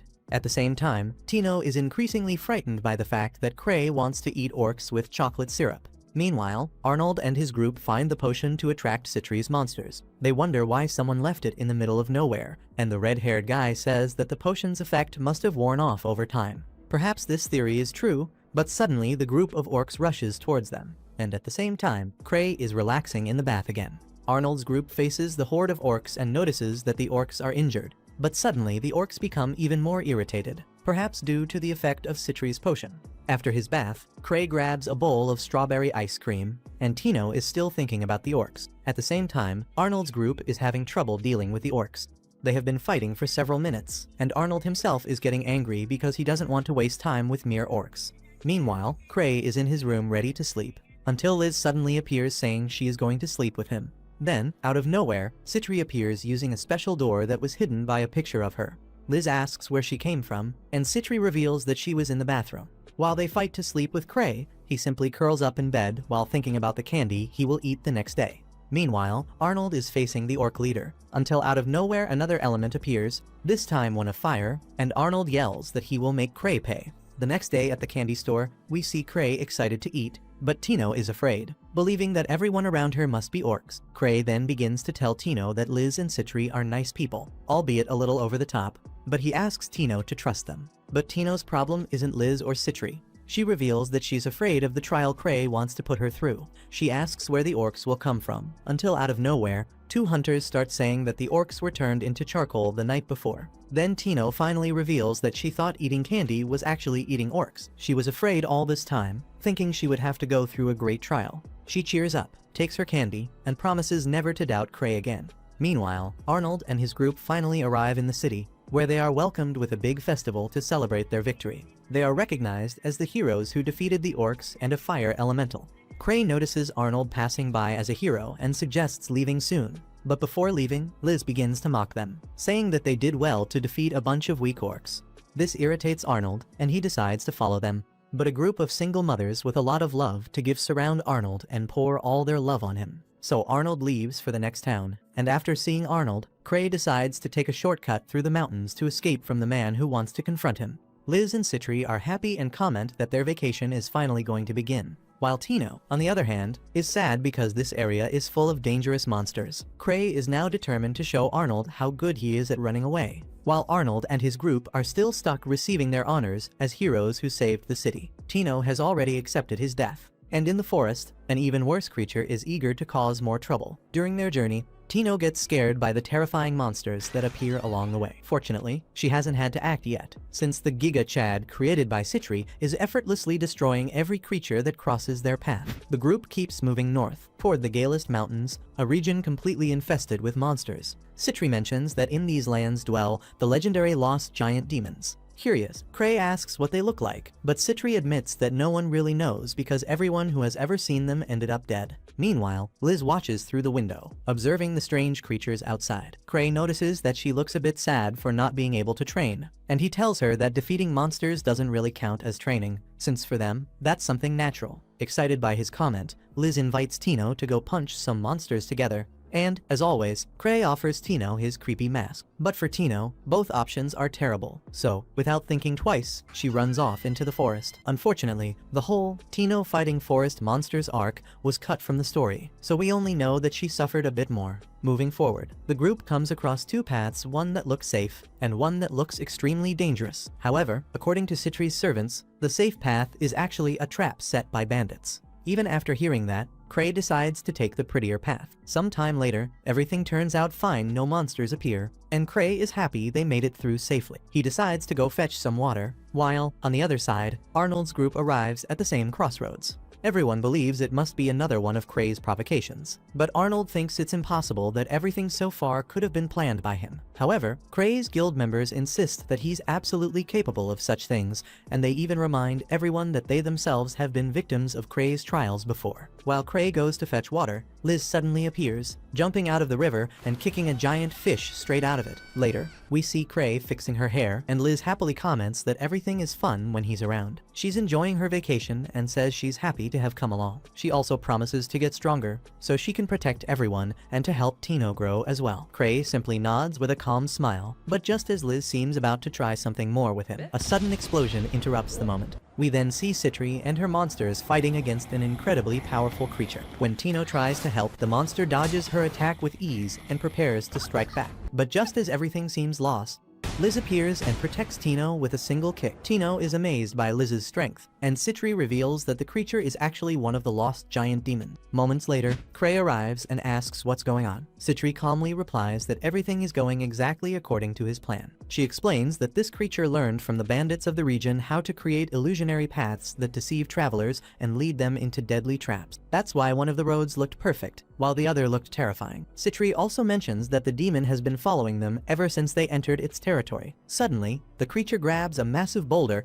and throws it straight at Cray, shouting for him to die. Before it can hit him, Liz catches the rock mid-air and throws it back with all her strength, telling the demon to die instead. The rock hits the target directly, but to everyone's shock. While Citri comments that the demon can even speak, Liz realizes that her attack didn't even make him flinch, and warns that if the battle drags on, Tino could end up dying, since she's the weakest of the group. At that moment, the demon stands back up, and the wound on its stomach heals instantly, showing just how dangerous it truly is. Meanwhile, Arnold's group is still debating which path to take, until Arnold finds a message sent by Liz and becomes visibly irritated. Back on the other side, Cray decides to retreat after all. He jokes that he's the weakest in the group and doesn't want to die for nothing. Citri informs him that the creature is still following them, and asks if she should use someone as bait. Cray immediately refuses, so she comes up with another brilliant idea. She suggests throwing another monster-attracting potion inside the demon's territory. According to her, this would increase their chances of escaping by 50%, without having to face the demon directly. But, as always, there's a small problem. The monsters summoned by the potion might end up attacking the group as well. Just hearing that, Tino panics, even considering ending her own life right there, just to avoid going through another one of Cray's insane plan. However, Citri, with her usual dark sense of humor, explains that there are creatures in this forest capable of reviving the dead, only to kill them again, and again, and again. Upon hearing that, Tino completely breaks down, realizing that not even dying would be an escape. Sometime later, everything works out. Cray's group manages to avoid the monsters, and finally, the demon's presence disappears. Even so, Tino stays hidden, whispering softly that Cray is terrifying and that he's really scary. At that moment, Cray appears holding his sinister mask. He tells Tino not to worry so much about her surroundings, and, trying to make her feel more at ease, he hands her the mask, saying that as long as she's holding it, at least she won't die. With a calm smile, he adds that if she's carrying the mask, he won't have to worry so much about her. Tino, having no other choice, finally accepts the gift, and, right after that, the monster created by Citri continues fighting the modified bandits that she herself had created. Sometime later, one of the modified bandits sees Citri handing a mysterious key to Cray,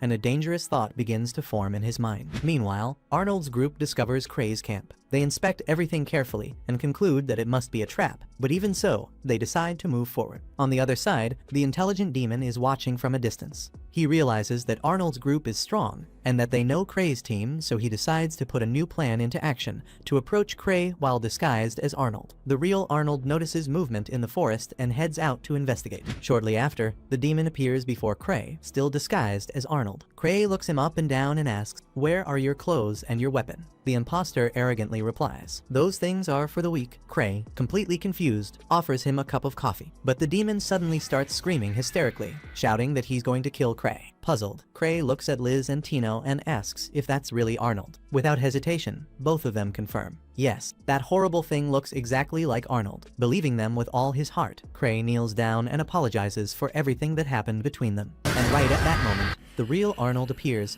even angrier after seeing Cray treating the demon as if it were him. Consumed by rage, Arnold raises his sword and strikes Cray with all his strength, trying to kill him. But Cray is wearing billions of magical rings that protect him from fatal attacks, and the sword is completely reflected. Arnold can't understand what just happened. To him, it looks as if Cray performed a perfect parry. At that moment, the demon drops his disguise, revealing his true monstrous form and roaring that he'll kill everyone there. But Citri and Liz are already prepared. They plan to eliminate him right away. Cray then points at Arnold and says that the demon tricked him, making him apologize to the wrong person. But that only makes Arnold even angrier. He rushes forward and lands another hit on Cray. Furious, Arnold surpasses his own limits and unleashes a powerful lightning element attack. At that moment, Cray notices that Tino is about to be hit, so he steps forward to protect her, sacrificing yet another one of his precious resistance rings that defend him from lethal damage. Arnold shouts at Cray to use a weapon or attack with magic, but Cray calmly replies, "I'm a pacifist. I'd rather not fight."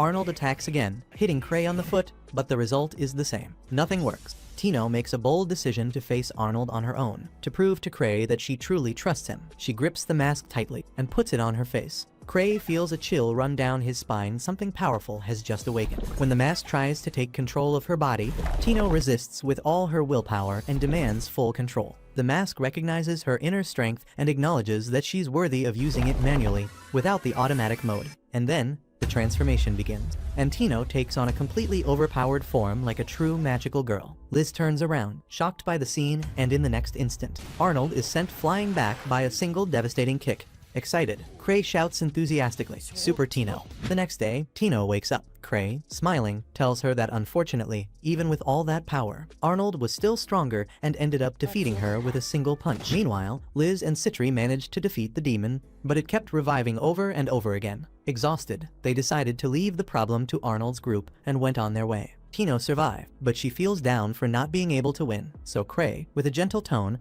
tells her that even his own companions have lost many times before. He reminds her that Liz herself was defeated several times before becoming as strong as she is now, and he promises that one day, Tino will become an incredible hunter. Liz blushes at the revelation, and Tino promises to train as hard as she can. She asks Cray if he'll ever officially accept her into his group, and he answers that he will, which makes everyone smile happily at the result. Meanwhile, Arnold's group finally eliminates the demon. The members of Cray's guild realize that since the beginning of their journey, Arnold and his allies have grown tremendously, becoming true heroes with great achievements. Even so, Arnold still believes he's being manipulated by Cray, and vows to find him again and defeat him once and for all. And that's how this episode ends. If you want to keep following this crazy story, don't forget to subscribe and hit the notification bell so you don't miss the next episode.